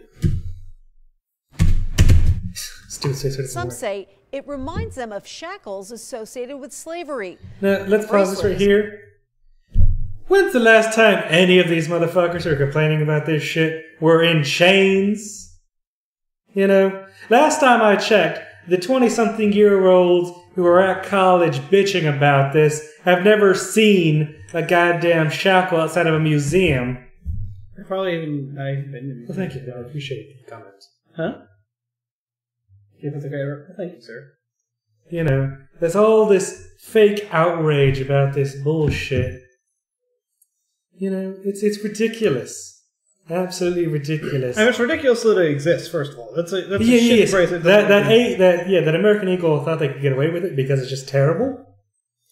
That's what they sell. They sell shitty clothing and jewelry to people for overpriced. Yes, definitely overpriced. But the fact that they didn't think they'd get a backlash also kind of amusing. Maybe they're doing it as a publicity thing. Maybe. Remember, as we say on this show, all PR is good PR. Even all of you people trolling from Mixerland is good PR. No longer being sold American... Hold on. I want to say something in that statement. I've always wanted viewers that talk. I guess if they troll us, I technically get what I want. I wanted an engaging conversation, so I guess it works. Eagle has decided to pull it from store shelves. 13 Action. She almost messed up saying store. Has that story tonight. That bracelet's being sold by American Eagle, so we wanted to get more reaction. We printed out a picture of the bracelet to show people around the valley, and for the most part, the reaction was mixed. To me, personally, it does look like a shackle, and it looks like from history.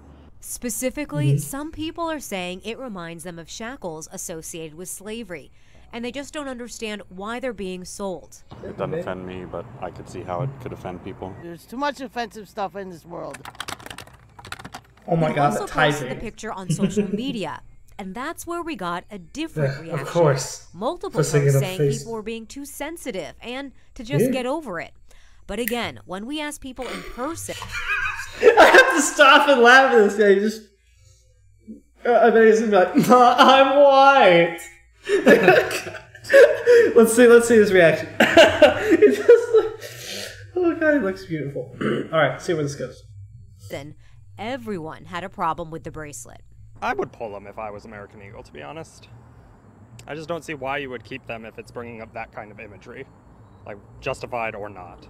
After we reached out to the company, that's exactly what's going to happen. American Eagle Outfitters sent us a statement saying, "We've heard and understand the concerns about the bracelet. We apologize and will remove the product from our stores and website." I mean, my opinion of this... Sell what they want. I just wouldn't buy it for my granddaughter. See, that's a reasonable response. Absolutely perfect response. Sell it if you want. This People old lady buy it made if me you want. resonate on a level. Just I don't give a shit. I wouldn't buy it. That's what you do. Exactly, and that's what I just want to say. You know, let people sell what they want. I mean, as I saw on Etsy, people were selling things like that.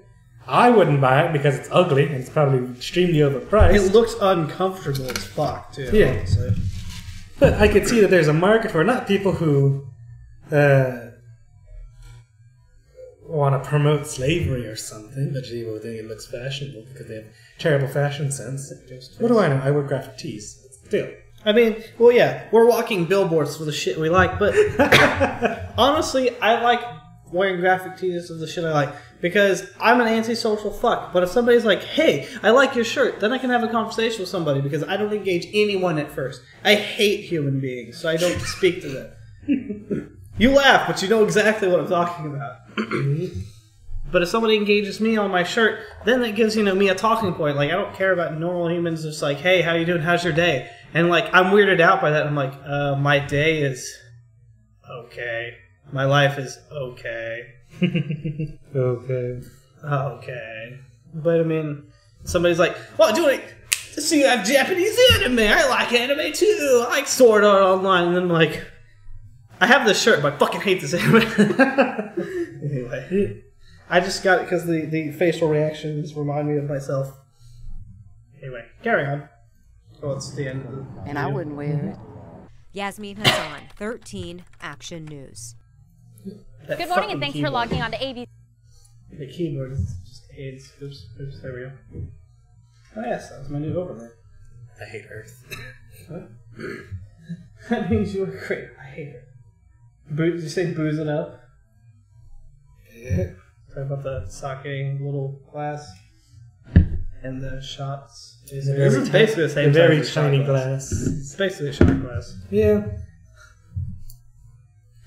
I need to get like one of he's got the Doom shotgun shell shot glasses. You need to either buy me some or freaking just buy them for them because those are cool. I like those. So, gun range employee accidentally kills customers. Oh shit! All right, so you need to make sure you clear your gun. Just look down right there. What do you see? Ba-boom! I assume it's something of that nature. Pretty much. Jesus. A gun range employee in Houston has killed a customer. What is this about Texas? Are you hating on Texas this week? Is that Texas is just in the news, man. What can I say?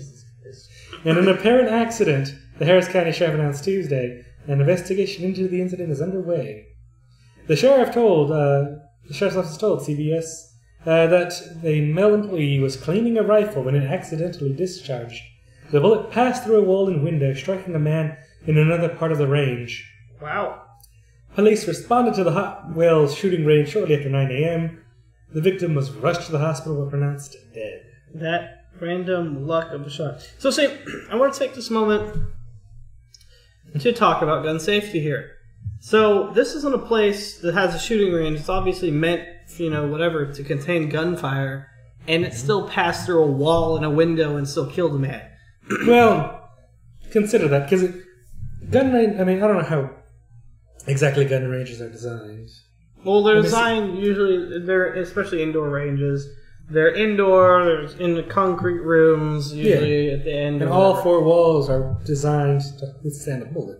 Kind of. I'm not sure how this exactly happened here, but either way, it went through, he was still somewhere in the range or somewhere around, and the bullet went through one of the walls. Because this is another part of the range, but does that mean in the range area, or does that mean like in the store area, and they're just calling it a range?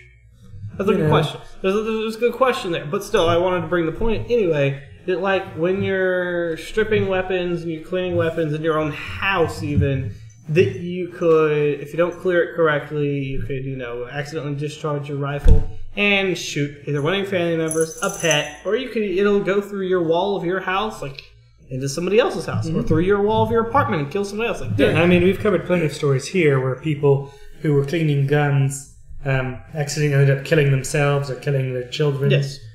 UFO news? We don't generally cover UFO news. I haven't seen anything on UFOs. It's like in... if something comes out, we'll cover it. Yeah, there you go. But yes, gun safety is extremely important, and the maximum amount of care must be taken when cleaning their weapon. Yeah. Because, I mean, these are weapons of death.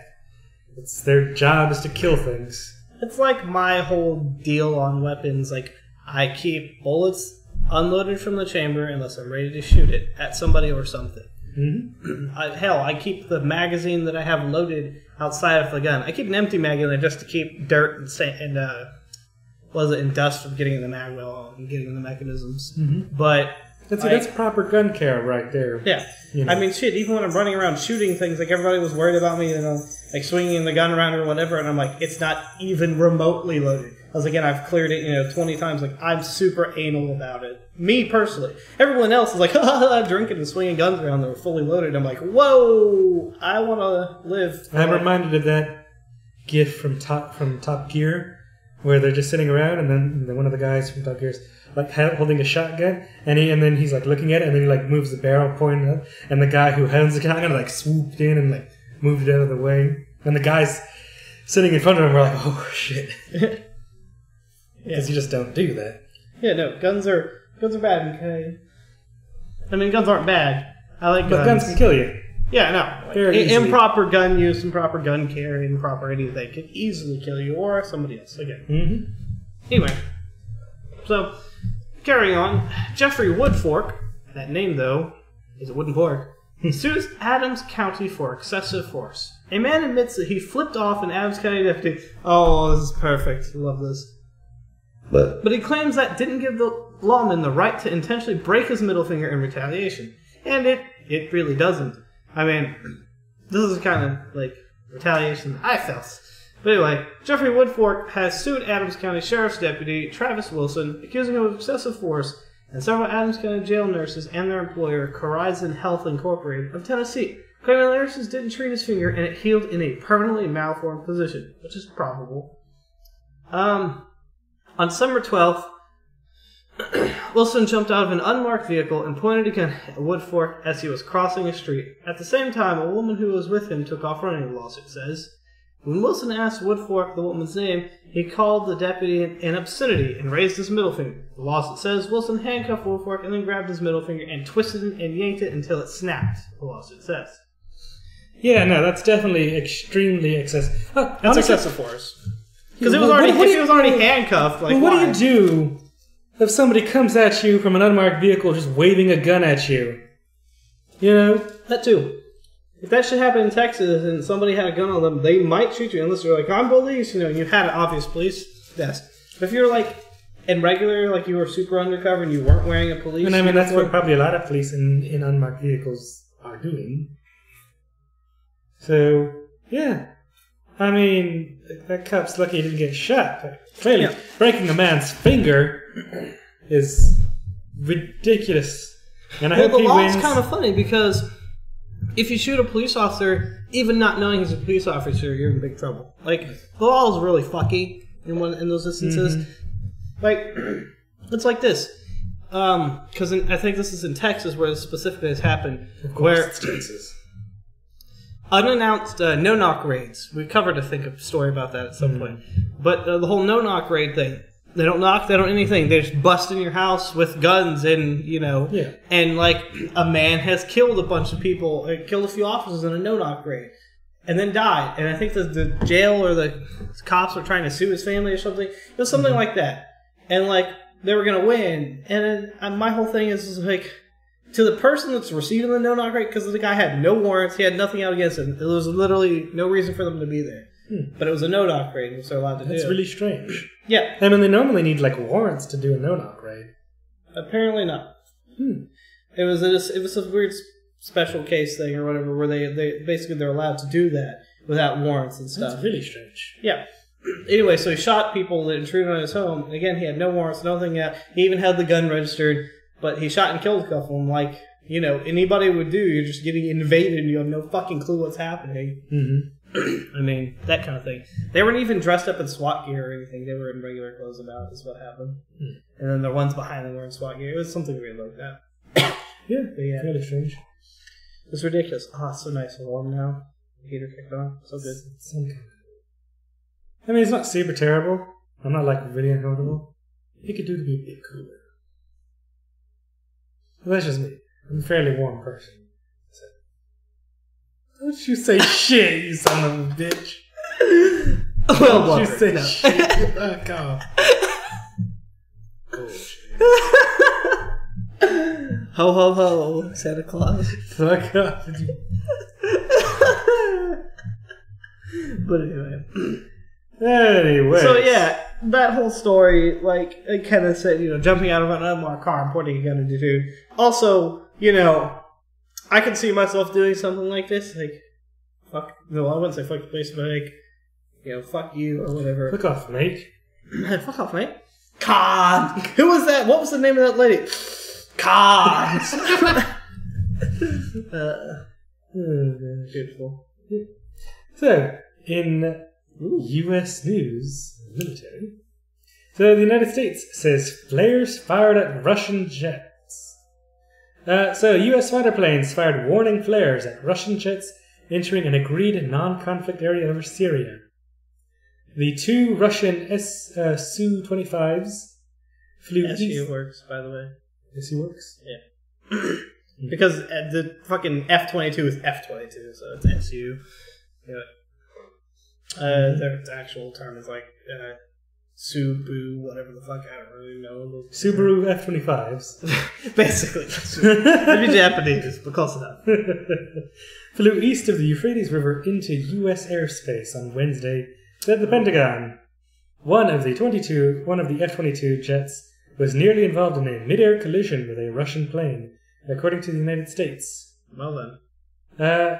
On the weekend, Russian official Igor Konashenkov. Yeah, Konashenkov. Good shit. Said he was bewildered that the United States had staked a claim over part of Syria's airspace and accused the US-led coalition of operating in Syria illegally.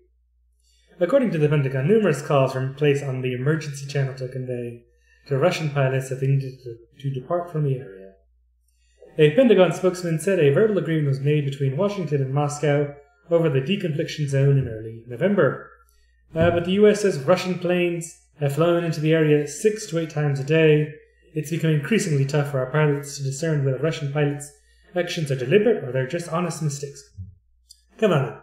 At 6 to 8 times, Russia's fucking trolling your ass.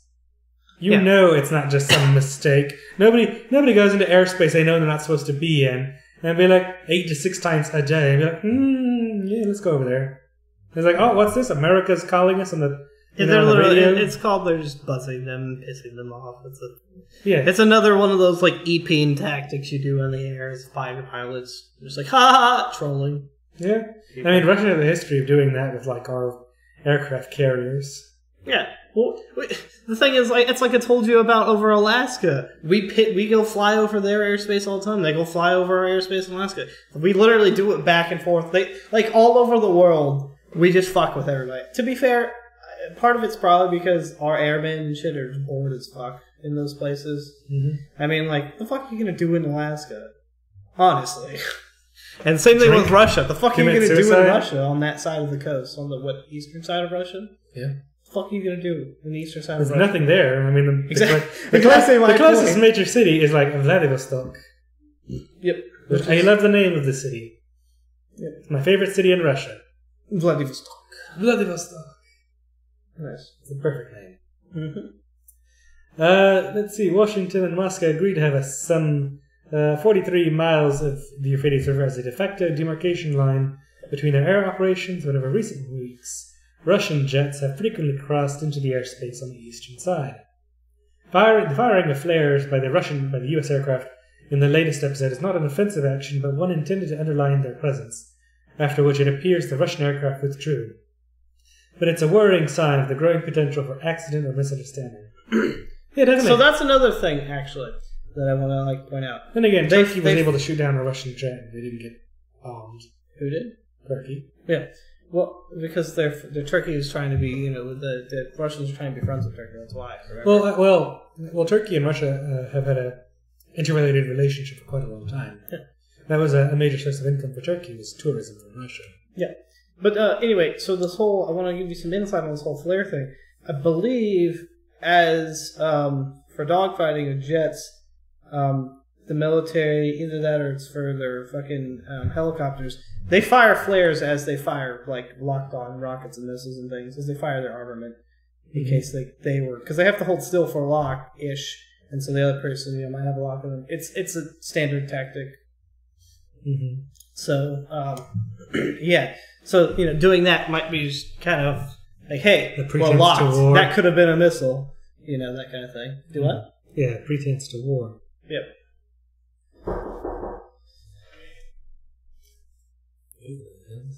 The hell?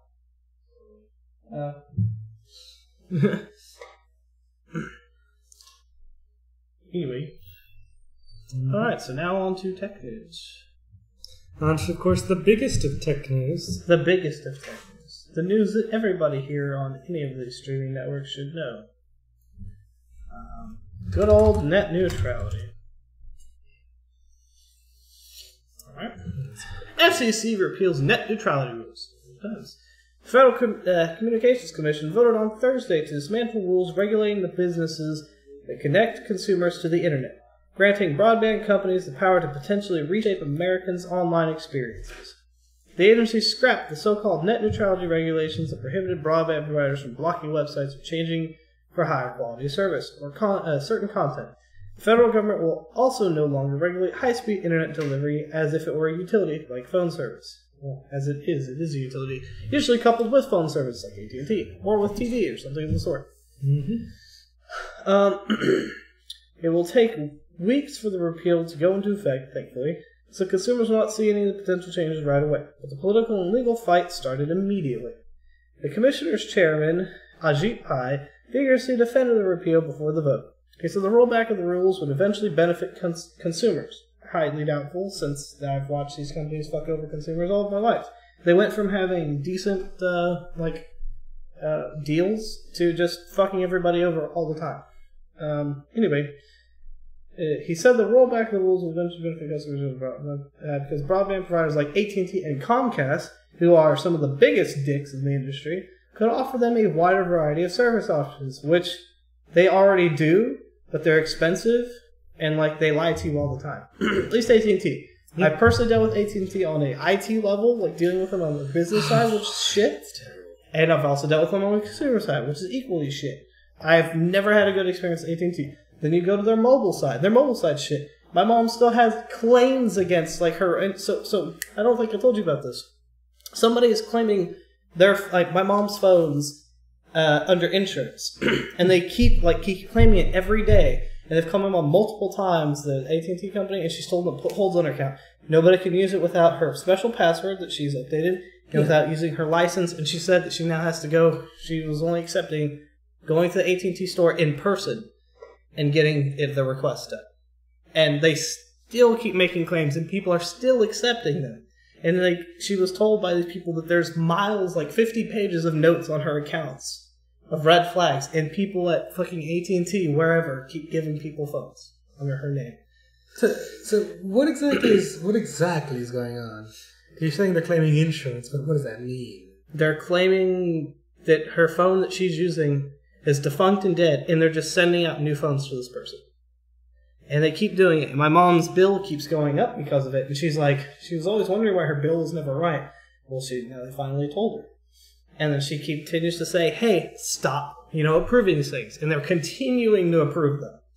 Mm-hmm. Even after all these notes. And just like she says, all of these people can see all of the notes on the account. And, why people aren't stopping, they have no idea.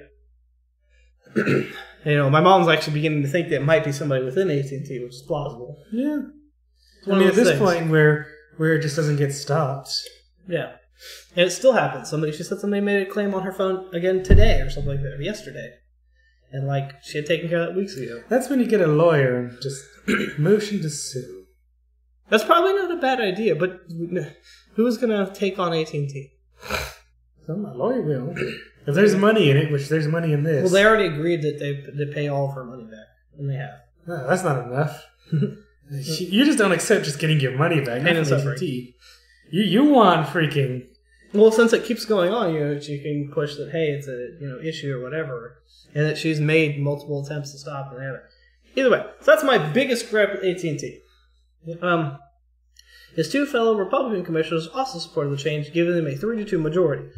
Well, fantastic. There's only 5 of them. And it's the Republicans versus the Democrats there. Yep. We are helping consumers and promoting competition, Mr. Pai said. No, you're not. Broadband providers will have more incentive to build networks, especially to underserved areas. Wrong. And let me tell you why. Because it's something I've looked into as we were in an underdeveloped area. The FCC has multiple, millions of dollars worth of grants to give out to people that offer broadband services, or at least broadband level services to rural areas. It's been around for I want to say it's been around since some of the early 2000s. I've looked into it. I wanted to start my own ISP to provide internet to this area because this area counted. So I know it's bullshit, and it's just bad. I'm not going to say that these companies are going to come out and fuck us outright in the ass, but I'm going to assume it's coming. I mean, slowly I've watched AT&T go from all of their broadband plans used to have no data cap. Every single one of AT&T's plans now has data cap of 1 terabyte. Every single one, except for the 1,000 by 1,000 gigabit internet that me and him both have on fiber, which is what we're streaming with right now. Which is ridiculous. I go through way too much data a month. I go through 24. Actually, yeah, I go through a couple hundred gigs per month. Yeah, my average data usage. Let me pull up. Is about I just got the bill for last month. It was 836 gigs. Jeez. Yeah, we use loads of data per month. Yeah, and that's not even downloading games. It's just mainly streaming videos and such. Mm-hmm. And if we can do that with 2.5 people, yeah, 3 people. Oh, your family? Yeah, mine's only me, and then him slightly, but mostly me. Yeah, and that's nearly a full terabyte cap. Shit, I've broken a terabyte once or twice. I've broken it a lot of times. I think monthly, I by myself do more than that. Let me bring up my bill right quick. Bring it up right now live. This is fuck it, we'll do it live. Pretty much. That's to show. Just tell everybody that I am a giant internet slob. Probably not. It's taking forever to load up. So whatever. I'm gonna continue reading. Where's that high speed gigabit? Anyway, it's high speed, but not wireless with this dongle. Since we're also streaming, it makes sense. But anyway, critics of change have said that consumers will have more difficulty accessing content online, and that startups will have to pay to reach consumers. Possibly. Yeah, I can't say that's going to be a bona fide fact, but that's what everybody's worried about. Because they've already gotten to the point where they're monetizing everything. They've done it. Really? Oh, yeah. No, I mean, there was a whole issue with Comcast where Comcast slowed down the bandwidth of Netflix, and Netflix had to pay them. Yeah, and I would sue the shit out of them instead, honestly. There was AT&T blocking FaceTime and Skype from their network. Really? AT&T, Verizon, and Sprint were blocking Google Wallet from their devices. Interesting. There's a long and noted history of companies violating net neutrality and ethics of net neutrality, and being sued and taken out by the FCC for breaking the law, for breaking rules. Breaking the law. And now the FCC has thrown that all away. Yep. Thanks, Ajit Pai, for destroying one of the greatest inventions man's ever made. Well, obviously, literally destroying it, but harming major infrastructure. Oh, there's actually a Move My Service thing here. So, that reminds me. I contacted them today and was like, hey, I need service. And the lady's like, I was like, listen. It's like, they've retrenched the line within 1,000 meters of my house. I've had a fiber technician told me they could run me the cable. I was like, what's the deal? And she's like, well, we already offer service there. She's like, so it doesn't make sense the reason why they won't upgrade it, why they won't fix it. And I was like, thank you. Somebody gets it. Even though that's digital cable versus fiber. Yeah. But it goes fiber all the way to their box and then it turns to digital cable or whatever, just like anywhere else. And she's like, I will talk to my manager and see if we can put in my request. All right, we're going to put in a request. She's like, well, are you moving yet? And basically went through the thing, and it was like, yeah, I'll call you guys whenever I get my move out date so we can cancel my internet service. But it sounds like she put in a request. Maybe. Yeah. I'm hoping. I don't think anything's going to happen, mind you. Probably not. But I'm hoping. Either way. And as we've also covered in previous stories, that part of what the net neutrality rules did was prevent service providers from simply cutting off service to rural areas that they no longer wanted to serve. AT&T and Verizon have been doing this for years now until the 2015 rules, which stopped them from doing that if they failed a particular type of test. But according to the FCC, mobile is competition. So, you can't get DSL or whatever to your house?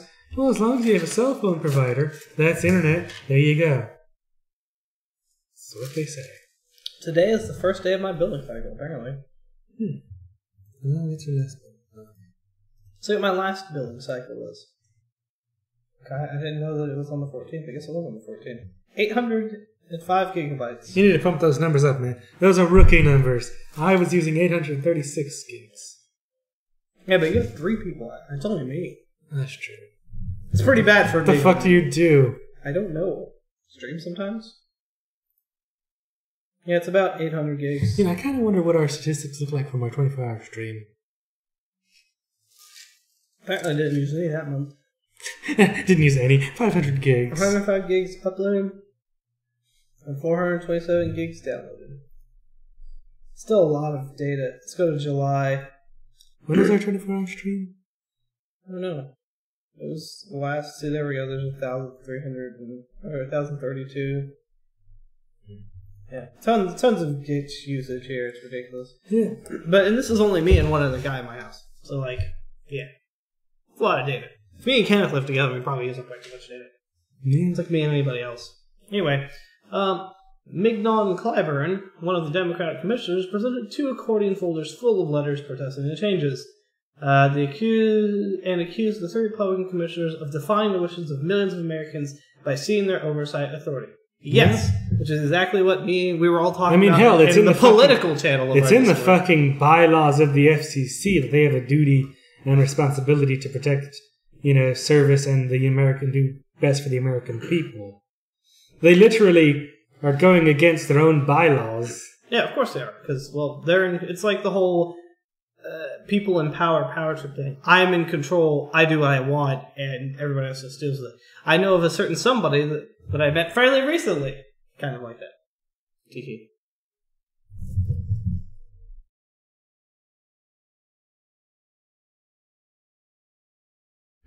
Anyway,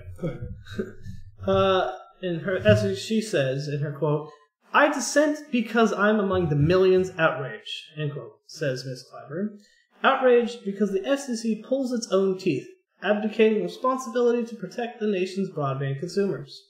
Brendan Carr, Republican commissioner, said it was a great day as he fisted everybody in the ass and dismissed critics' apocalyptic warnings. It's like, oh, for sure, it's not a big deal, whatever. Consumer groups, you people, you American people, you avocado toast loving millennials.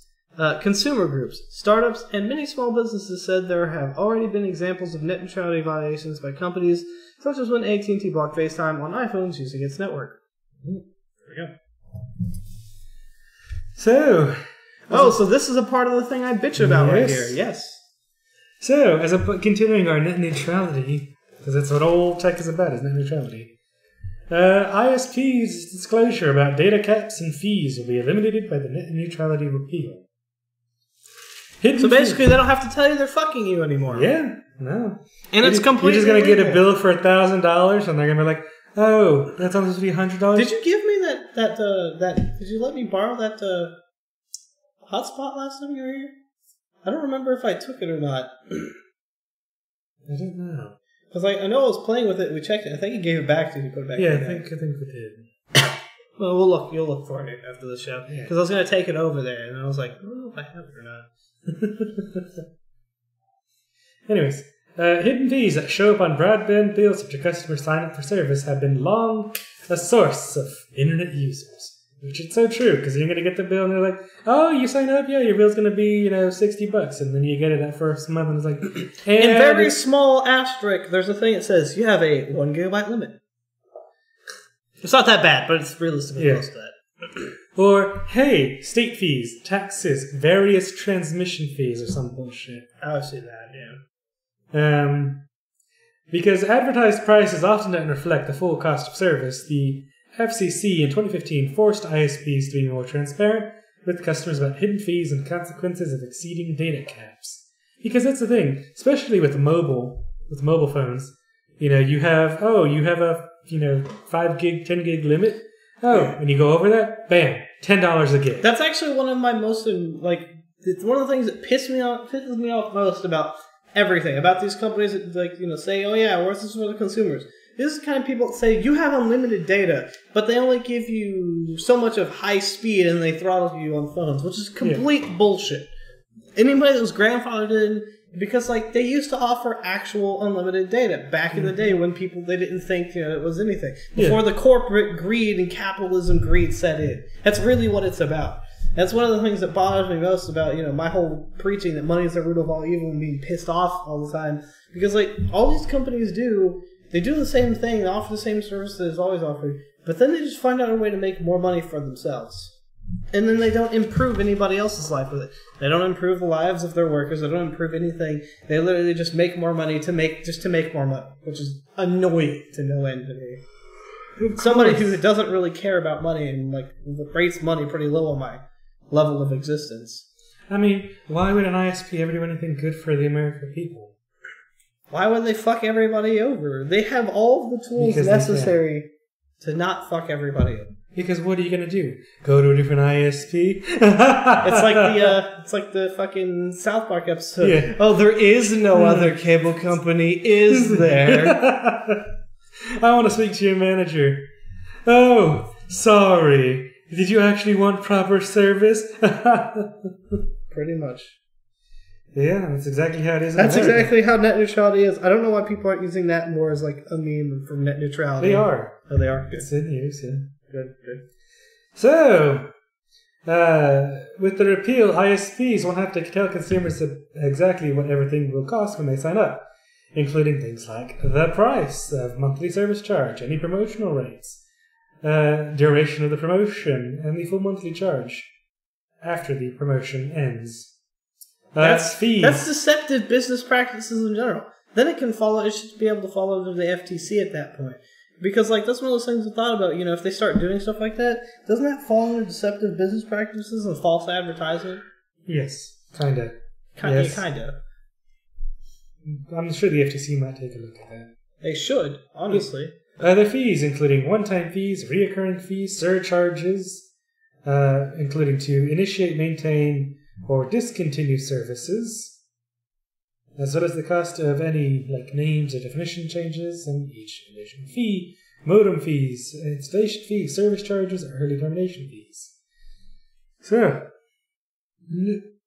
data caps. I don't have to tell you about any more data caps or caps allowances. So basically, on that little bill that says, you have a 1 terabyte data cap, or anything over your limit's going to be $1 $10 a gig. They don't have to tell you that anymore. And then you can be like, oh, well, I don't see on my bill that it's going to cost me anything if I go over. Let's go over. And then, bam, $100 extra bill. I would hope they don't do that. If they started taking that out, and I feel like they would leave themselves open to be sued. Not really. They don't have to do it anymore. Yeah, but then they're like, well, FCC net neutrality rules were repealed, so it's not illegal. It's you're still providing a service, and it's deceptive business practices. They can still, as long as they have it somewhere on their website, they can get away with it.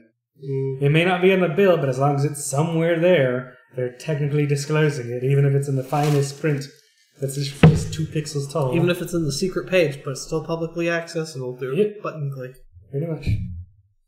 So, HI's proposed net neutrality repeal says those requirements and others adopted are too onerous for ISPs. Oh, yes, adding on an extra 2 lines of text in your bill. Oh, dear me. That's just too much, Disclosing the truth and what's actually going to happen to your bill to the people who are purchasing your services. Oh, man, not lying to people's face is such a hard thing to do. Jesus Christ. And I wonder why people can't communicate. And I wonder why Ajit Pai is so good at it.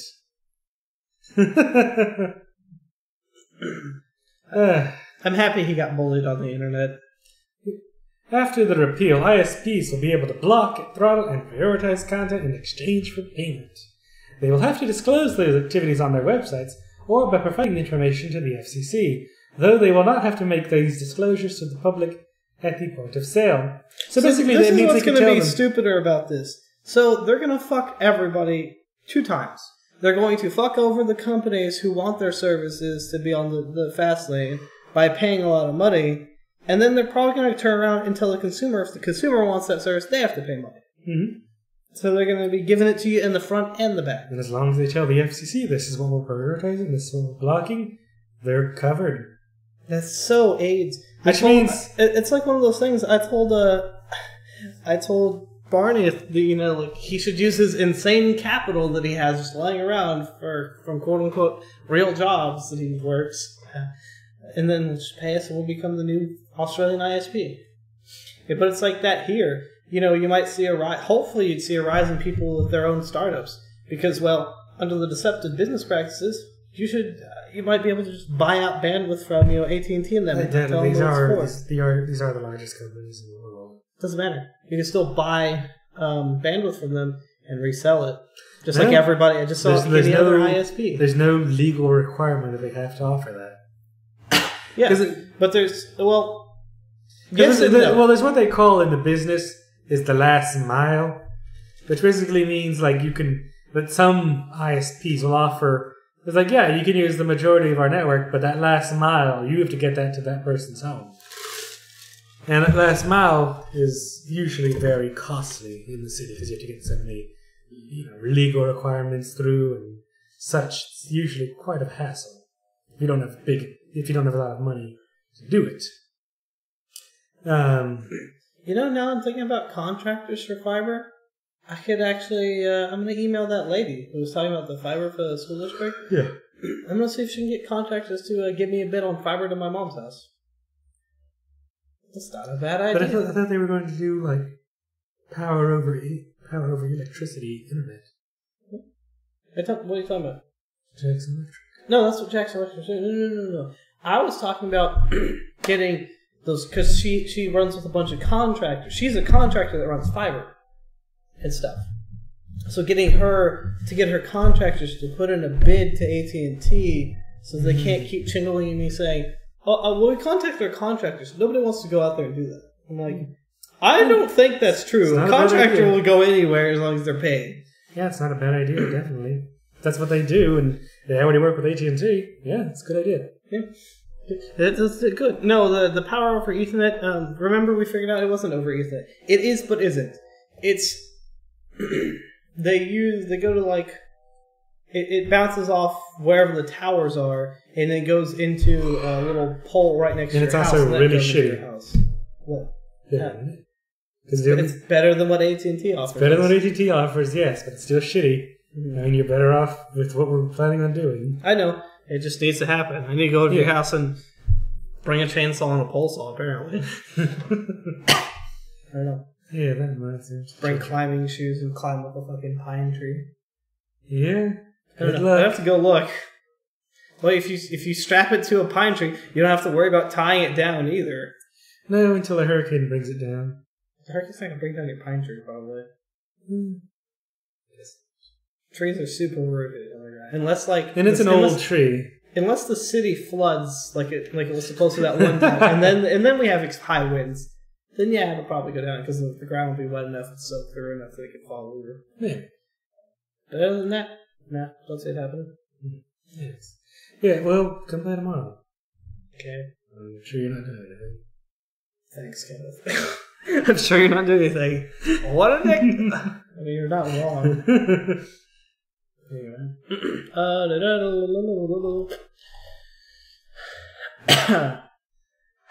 I read that a minute ago. There's shit talking for that. Roll the video, Kronk. Alright, we have another video here provided by this man.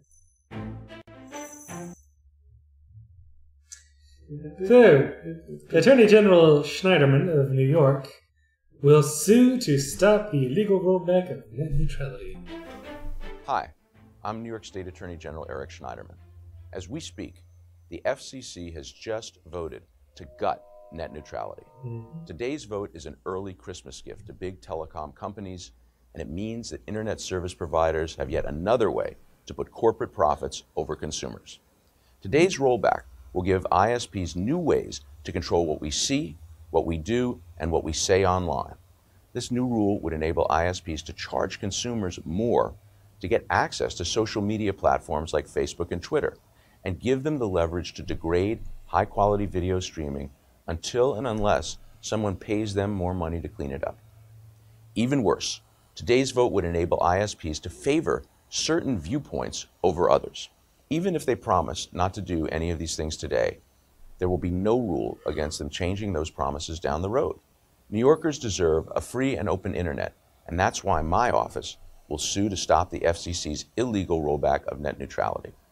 We will be filing a claim to preserve protections for New Yorkers and all Americans, and will be working aggressively to stop the FCC's leadership from doing any further damage to the internet and our economy. 7 months ago, my office began investigating a flood of fake comments submitted to the FCC. This is the part you were telling me about the other day. Yes, this is the part we've actually covered last week. This dude looks like his eyes are like really. He looks rough. Yeah. Well, I'm sure dealing with the FCC would make anybody look rough. Listening to Ajit Pai just makes my brain melt. Mm-hmm. Makes me want to smash something into his face. I'll drink to that. Yeah.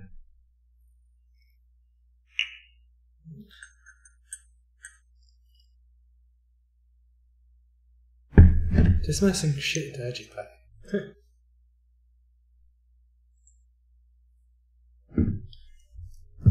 Yeah, so basically, he's Attorney General Schneiderman. He's doing fantastic work to defend the American people and net neutrality at the same time.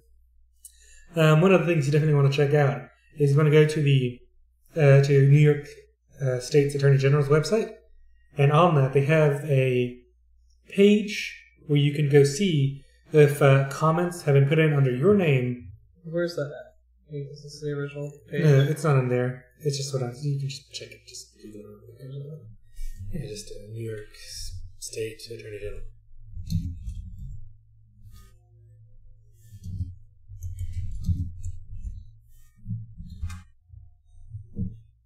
And then, yeah, it is ag.ny.gov. This thing? Yep. Let's see, on here somewhere should be Resource Center? no. This is Objects and Services. For Data Beach Spotlight Fox, right? Wait, scroll down. You may just need to Google it real quick. There's maybe the Resource Center. Data search, breach information. Find an attorney option. That's a good one. Go to file a consumer complaint. Scroll down. Complaint form. There it is. The Bureau of Internet and Technology. Online complaint form. Oh, click that? Yeah, I guess so. I'm trying to figure out where it is. Nope, that's. Actually, yes, it is. Scroll up. Nope, that's not it. Okay. Well, find it somewhere.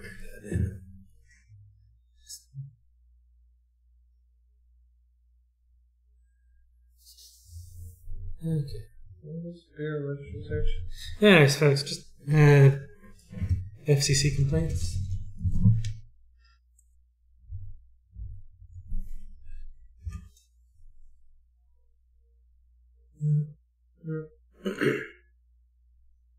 To add FCC into that. Here it is. Fake comments right there. So go to https://ag.ny.gov/fake comments, and like if you do what he's doing right there, and you type in your name, which now you all know his name. I've said it before. I'll say it again on stream and anywhere else. Let's see if anybody's used my name. Refresh the page. Oh, there it is. So, let's see, because there's a couple David Shepard's, there's like one at the top. There's a ton of these. Strong support neutrality. So, click on that one? Let's see. Well, that's not you. Definitely not me. Chinese partners showed back by tells you or cited with biases. Well, I mean, that's something I would say though. See, can you sort it by anything? No. Filter names. I guess filter by David Shepard. Finally, yeah. So there's 18 of them. Is that 18? Let's see. Just like open up a new tab so that way you don't keep using this page. Let's see if we can find you here. Where would it say? I guess it would just say the town. Yeah, you just say like your address. Okay, let's just see from that badge. Let's see. Alright, so. Nope. Nope. Close. Represents an unprecedented increase in control. Yeah, and that's the carbon copy freaking message that is like copied and pasted on freaking million+ comments. Very disseminated. Deer Park, which is another one in Houston. Which is that's basically the same message, yeah. Oh god. Somebody actually supporting net neutrality?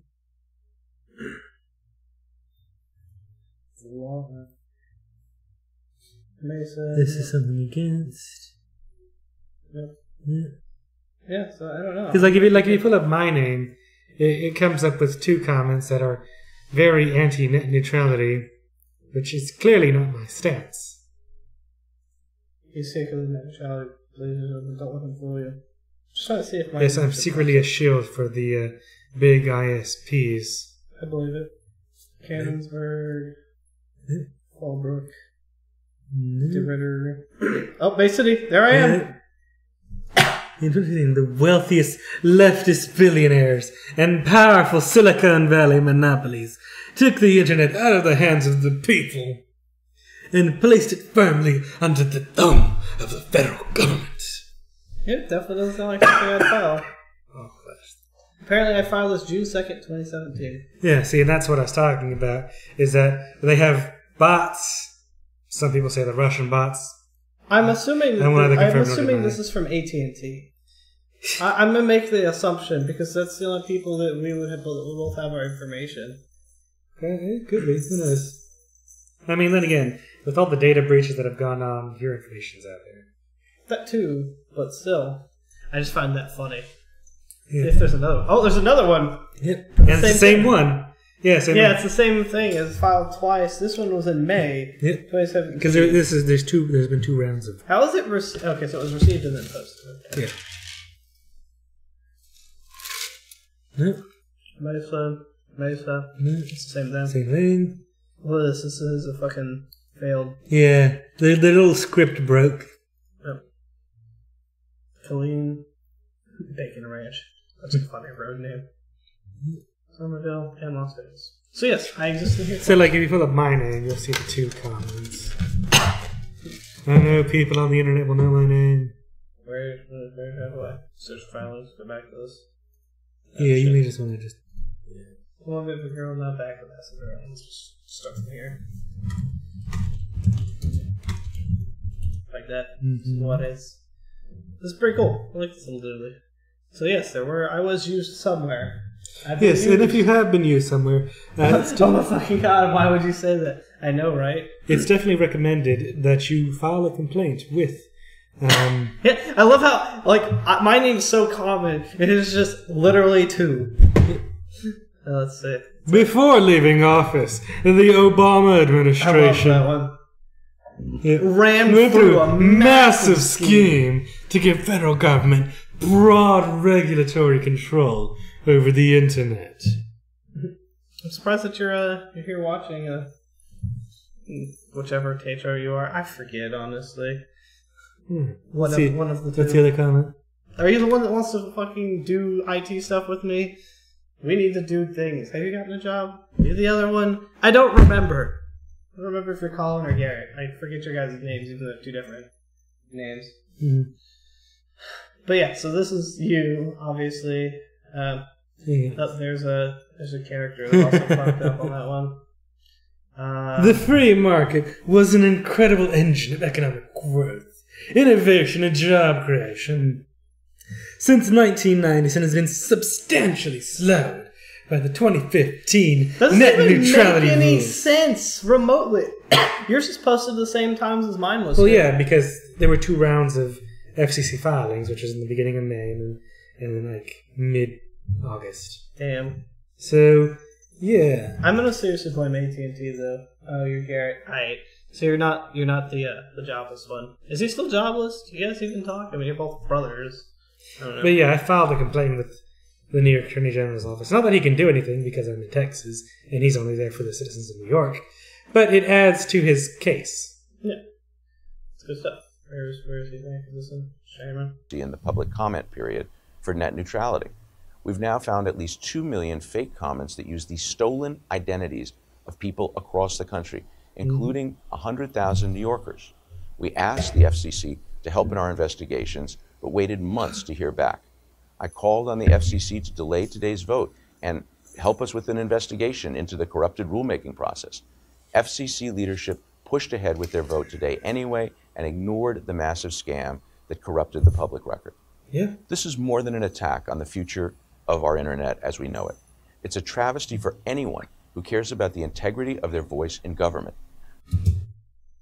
I don't think so. The rules weren't overturned because of the fake comments. The rules were overturned because you have a Republican bot owned by the big ISPs and big business whose job and sole responsibility was to destroy these rules. Yeah.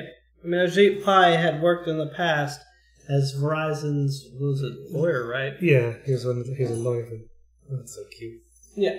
And so he's been against net neutrality before he even got put into office. Yeah. It's like Trump putting all of these people into office for their specific specifically to kill these. Yeah, to kill like these the head of the groups. the EPA, Scott Pruitt, a man who tried to sue the EPA a couple dozen times to try and kill it.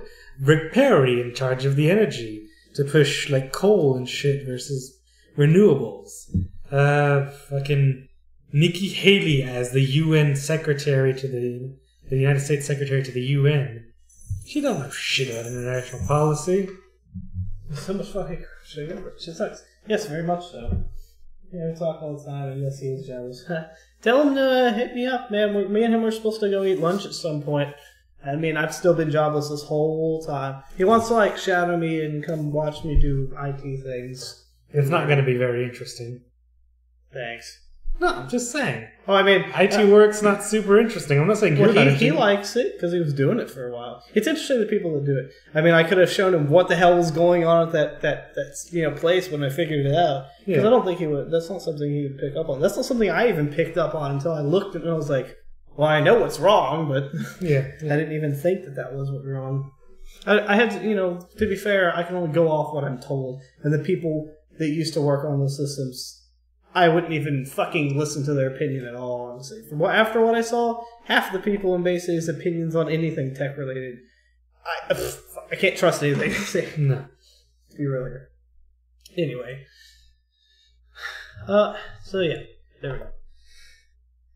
Isn't it your turn? Yeah. No. This is my turn. Washington will keep net neutrality in state if FCC won't for the nation, Inslee says. Washington will enforce its own version of net neutrality. See, this is one of the things I was going to say as I started seeing popping up. Is some state senators are like trying to keep their own stuff within their state boundaries. And I don't know if they're actually going to be able to. Because as we covered about 2 weeks ago, is that the big ISPs are trying to get the FCC to pass another piece of rulings. I was going to say legislator, but it's not legislator. Yeah, but a ruling from them saying that only the FCC can control net neutrality and bar the states from implementing their own version of net neutrality. Because, they don't want net neutrality to exist at all, so they can continue to ram people in the ass for nobody. Washington will enforce its own version of net neutrality if the Federal Communications Commission votes Thursday to change national rules, which it did, Governor Jay Inslee said Wednesday. Standing with a bipartisan group of lawmakers, tech executives, and State Attorney General Bob Ferguson, Inslee said internet service providers that restrict access, block content, or change varying rates to different customers to find themselves facing sanctions from the state. Good. The state could bring consumer protection actions against ISPs that take those steps. Could refuse to contract with those that aren't net neutral, or could ask the Utilities and Transportation Commission to deny them access to utility poles and work with public utility districts to provide internet services in areas they serve, he said. That's true, they can. You know, I really want to see Washington become their own ISP. Seattle? Become your own ISP. You're Seattle. You could do it. I just think it's funny. It's like, fuck you guys, we'll deny you access to the polls. And it's like, well, I guess they can. Yeah. It's pretty funny. I mean, just today I was reading a story. 17 more Colorado municipalities are looking at building their own internet service. That's pretty good. And as you all know, or you may not know, Colorado has some of the fastest speeds in the United States at very good rates provided by their municipalities. Really? Yep. They actually have the recognized fastest internet in the country in Colorado, I believe. Faster than our gigabit? Well, it is gigabit, but I think it's cheaper. A lot cheaper. I mean, Google's fiber was about as cheap as we get it. It's a little bit cheaper, but... I think it's like $20 cheaper. Well, you pay like $10 less than I do. Which is very annoying. Yeah, it's that promotion, baby. Yeah, she's like, can I get in on that promotion? Fuck. Probably not anymore. Oh yeah, aren't our internet, like with it, after the year goes up, our internet bills go up to like 100 and something? Nope. Yeah, no, that's what mine said. Mine says it's a lifetime thing. Oh no, well, there you go. Here's a lifetime. Mine's only temporary. But I won't have it for the whole year anyway. Yeah, that's true. I'm supposed to actually have to pay charges, but I think I can get around it by saying, well, since you guys can't move me service to where I have an AT&T address, it's your fault. Yep. Anyway, dicks. Sarah Bird, Chief Executive Officer of the Seattle-based internet marketing and analytics company Moz.com, said smaller tech companies might be shut out of the preferable rates and faster speeds that ISPs offer the largest companies. You're going to have ghettoized internet, she predicted. That is a terrible, terrible analogy. Not really. But accurate. It's apt. Yes. I mean, the ghettos are terrible places where not a lot of services are provided. It's generally poor quality. They're poor quality service. How dare you? Yes. I provide the highest qualities of services. Only occasionally.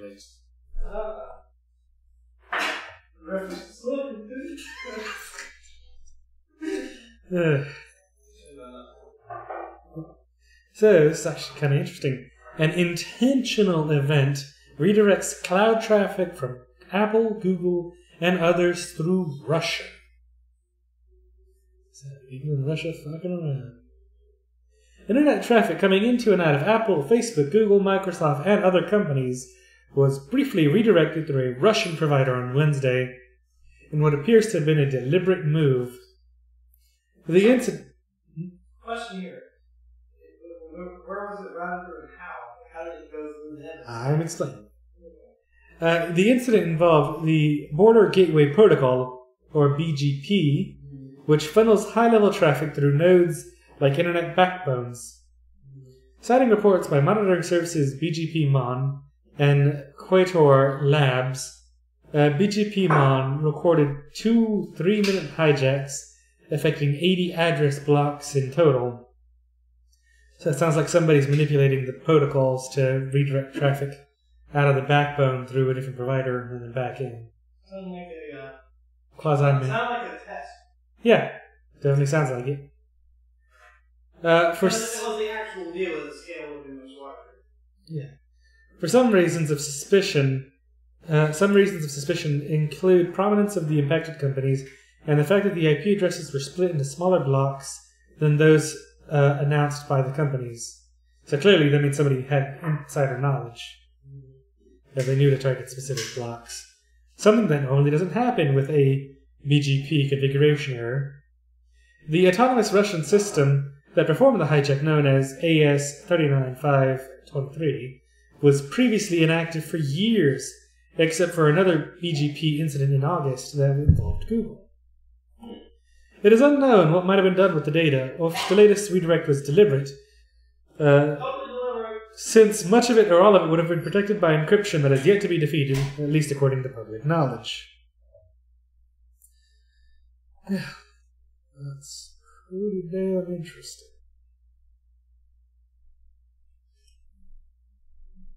Kind of also makes you wonder why more people aren't doing it, but also whoever or whatever group, I'm assuming Russia, the government carried it out.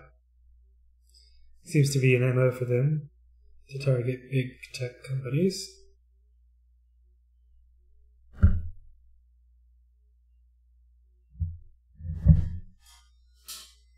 So I assume Russia did the attack. Huh?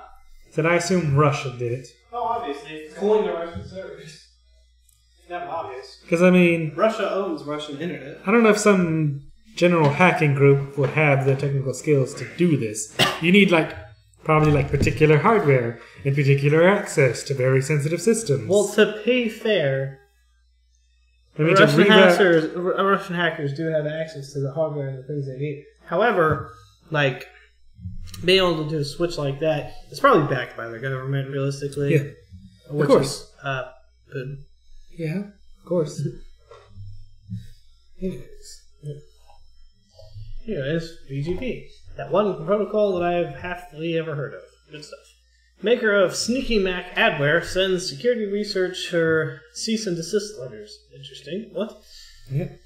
The maker of a sneaky adware that hijacks users' browser and server ads is back with a new, more advanced version. One that can gain root privileges and spy on the user's activities. The adware, dubbed osx.pirate, is still highly active, infecting tons of thousands of Macs, according to Arnett Server, who has tracked the malware and its different versions for over a year. The short version is that the adware, built by Israeli ad tech firm Targeting Edge, poses a legitimate installer like a video player or document reader. Like other software, the installer asks for the user pass to install, tricking the user into turning over root privilege to the installer. Once it's hooked into the system, the installer uses a script to download further components from the adware's command and control server. The report said that the files used to maintain the adware's persistence on the infected Mac tries to mask themselves as legitimate Mac OS functions.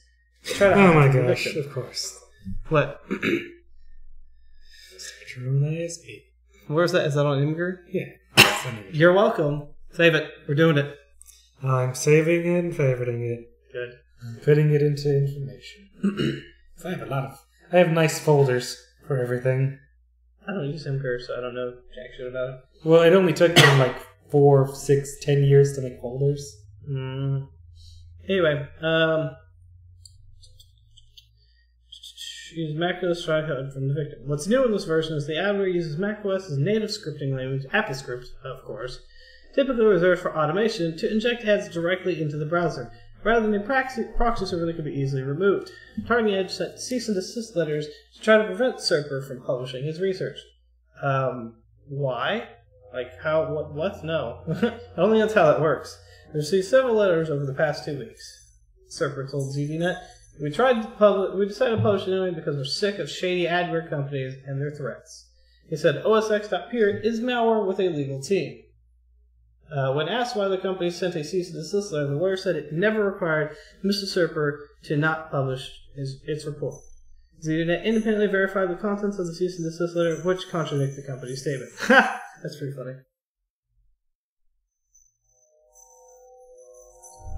Next. Yeah, Kenneth. I was reading about how to make an ISP. It's not that hard, is it? It costs tons of money, actually. Alright, so startup capital. Got it.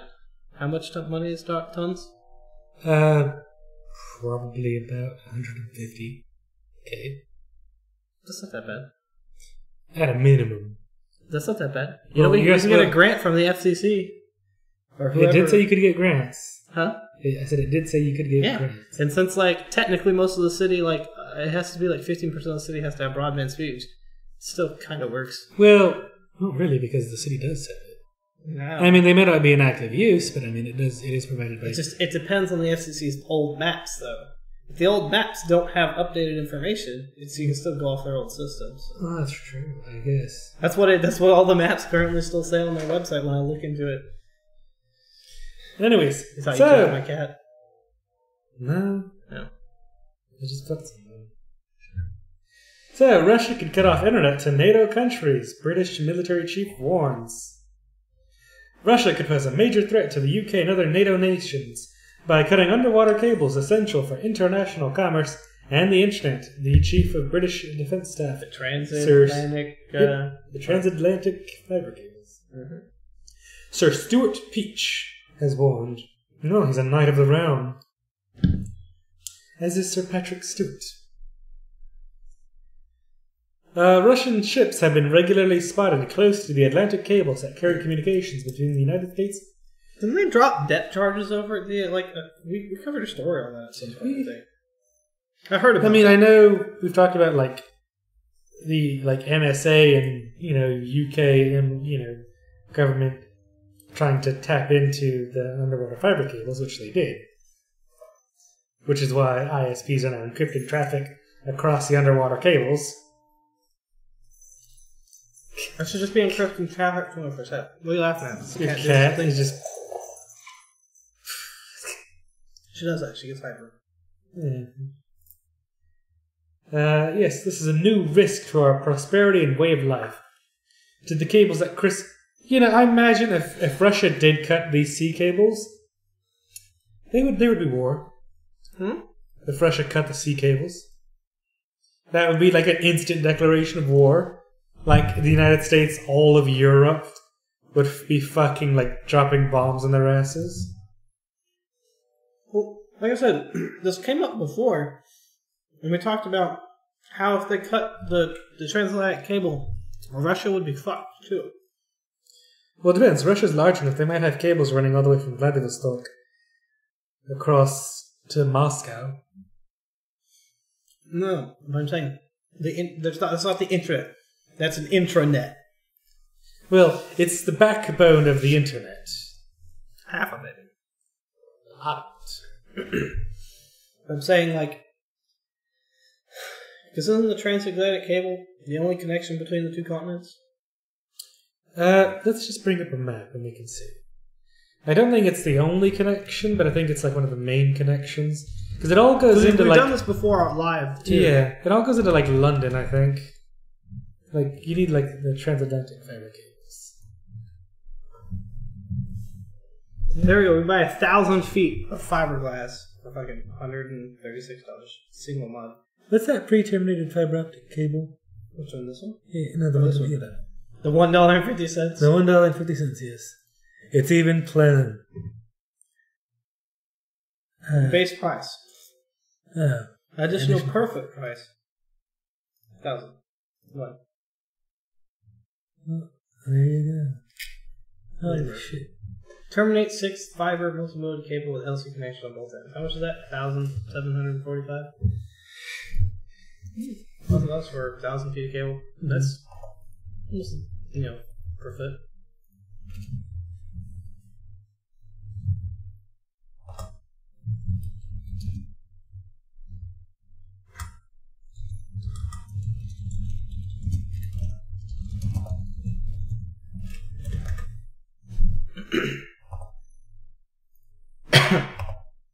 We used an interactive map that was like this one, basically. Mm-hmm. So as you can see, there's quite a number of lines that they would have to cut. Well, realistically, all of these lines, this bundle right here is the transatlantic cable that realistically goes between there and there.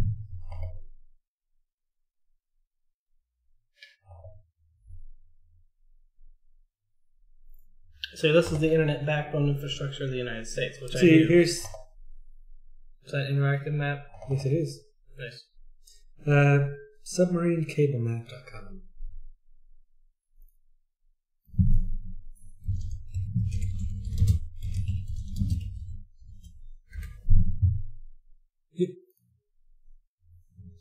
So actually, there's quite a number of cables they'd have to cut. Yeah. The majority of the cables... Let's see. I believe that... Yeah, they go into London. Yeah, a lot of them do go into the UK. Yeah. And the UK connects to Portugal, which connects to the rest of Africa.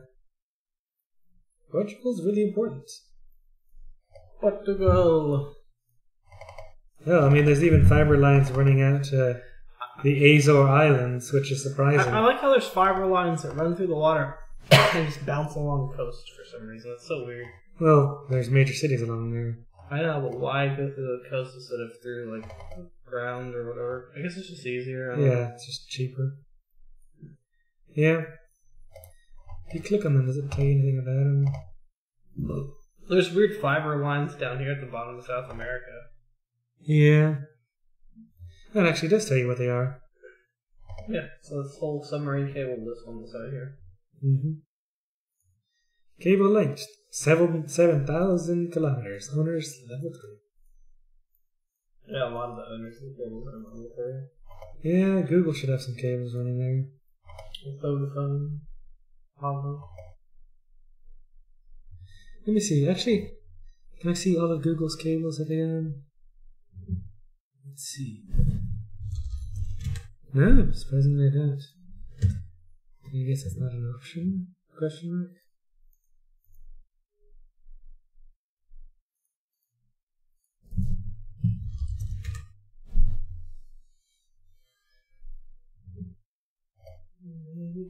But anyways, I still think it's really interesting that the Azores actually have fiber. Considering they're an island. Who is? The Azore Islands. Mm. It's actually where my grandmother comes from. On my dad's side. She's Portuguese from the Azores.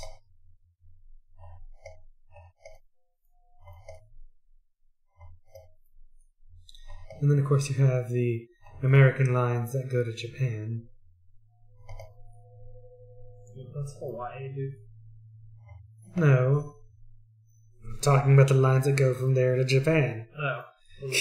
I know what Hawaii is and what Japan is. Yeah.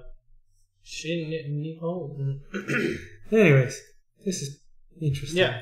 Australia's fiber mainly goes into Asia. Into Malaysia. Yeah. And then the other one, a couple of them go, like, they bounce off through all these islands and go into Hawaii. Yeah. That's why Australian internet's terrible. That's why Barnum's terrible. That's why I think it's better connection with these kids in California because it's closer than us in Texas. Yeah. Texas. Alright, yeah, there you go. Yes, so the warning came a fortnight after the center-right think tank Policy Exchange issued a report saying that 97% of global communications and about 10 trillion in daily financial transactions were being transmitted through such cables. The report, written by MP Rishiki Sunak, cited U.S. intelligence officials speaking about Russian submarines aggressively operating near the Atlantic cables. Sunak added that when Russia annexed Crimea in 2013, an early move was to cut the main cable connecting it to the rest of the world. Which makes sense. Nobody can post the atrocities you're committing on the people if they don't have internet access. Good point. The UK, the US, and other NATO countries have been warning of the danger posed by Russia since the Crimea invasion, although a full-scale invasion by Russia of the Baltic states or elsewhere in Eastern Europe is unlikely. The Russian leader Vladimir Putin has steadily sought to reassert this country's place in the world.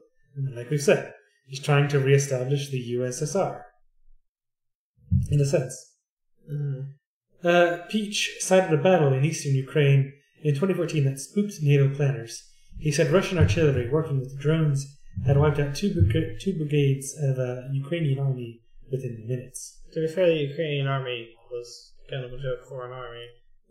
He also cited how the UK Typhoons had intercepted Russian aircrafts operating close to UK airspace and how the UK had provided planes to support Romania and Estonia.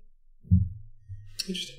We cover the news here. This is the Thursday News Talk Show. Right now we're covering... Well, we just finished up covering how Russia's threatening the transatlantic fiber cables. But yes, generally we cover the news every Thursdays.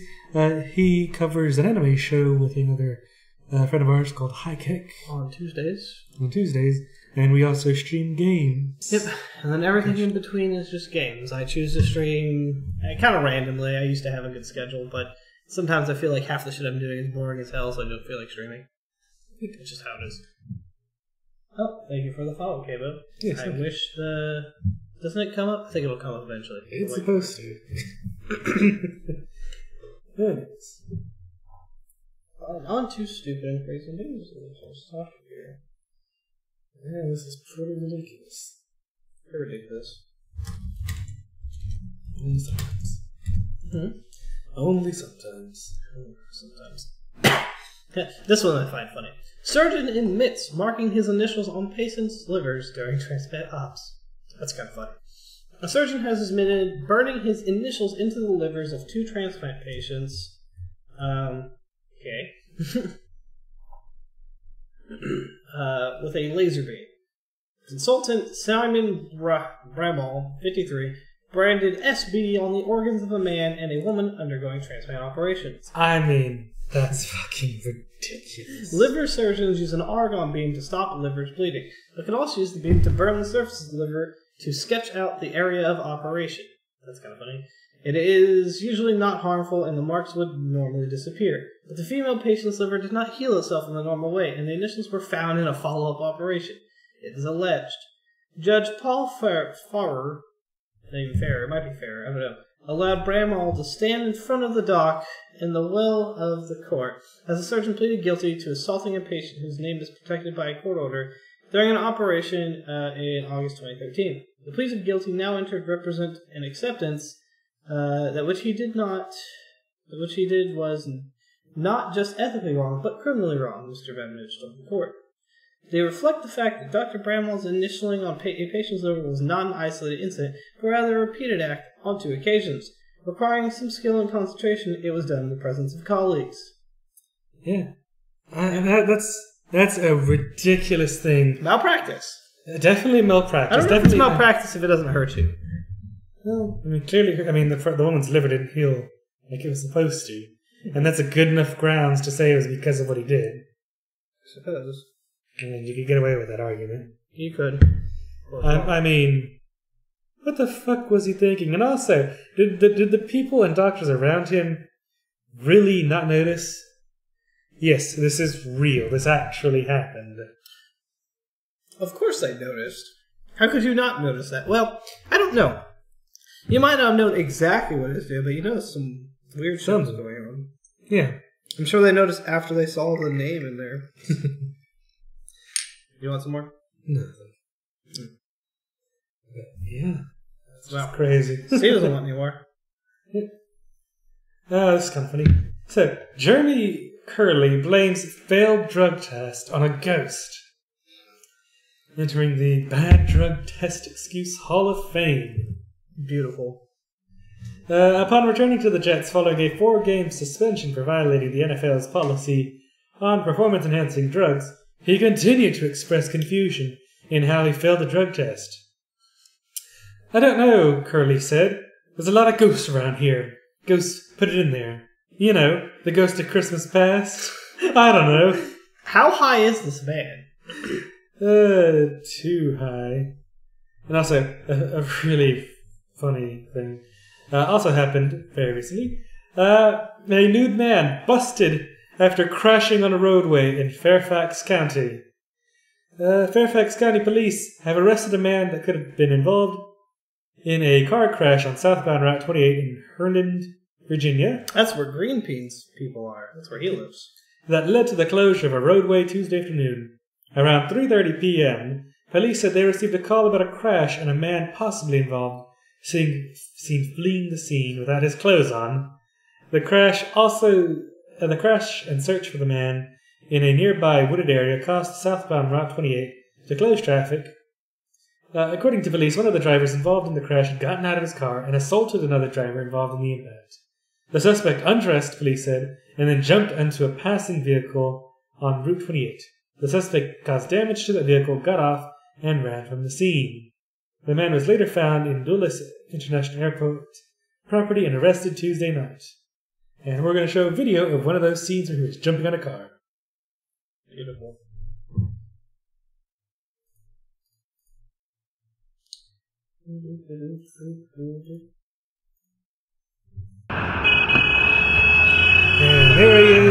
being up on a truck. Why is he being on a truck? Because he's crazy. That's pretty cool. Pretty crazy. Freaking insane people. Insane in the membrane. Alright. Police, getaway For car. our final story of the evening. Getaway car ran out of gas after robbery. 2 arrested. Police say a getaway car ran out of gas after an armed robbery near Atlanta, leading to the speedy arrest of 2 suspects. Gwinnett County Police Corporal Michelle Piera, Jesus, that name, okay, says 18-year-old Naji Logan and 21-year-old Justin Larry were charged with armed robbery after the arrest early Tuesday after officers found the car on empty. Piera's statement says the victims surrendered a wallet to 2 men at gunpoint in a grocery store parking lot about 1 a.m. Tuesday in a greater Atlanta suburb. Police say officers found the car about 15 minutes later with Logan and Larry inside. I want to point out, this is a Larry, and we just had a Curly. We just needed Mo here. That's all we needed. We would have had the 3 students. Well, we got Maz. Huh? We got Maz. I mean, I guess it's close enough. But we have a Curly, and we have a Larry, and that's the last name. Yeah, that's ridiculous. You know, if they robbed somebody and you know, their car ran out of gas, you would think they would have left the vehicle. You know, you would think somebody would have picked them up. Who knows? I mean, maybe, but I don't know, get walking or some shit. Get Christopher walking. Because you knew the police were coming after you. I don't know, these are just stupid people. I mean, first off, stupid and crazy. You're just stupid and crazy, so they fit the bill. Oh, most definitely. But anyway, folks, this is all we have for tonight. So thank you, ladies and gentlemen, for joining us on Table Talk Thursday, episode 36. Yep. Join us again next week as we continue covering the news in the world, and join us on Tuesday for the Anime Talk Show with Harvey Brother and his co-host Highcat. Make sure to check us out as long as the net neutrality remains and we don't get throttled here on the net. And eventually, I'm sure we'll have things figured out by then. We will figure. We're going through some technical difficulties as we move location to a different location. We're going through moving difficulties, actually. Yes, so we will be working on getting everything set up as best we can to prevent any delays of the show. Yep. But thank you again, and join us next week.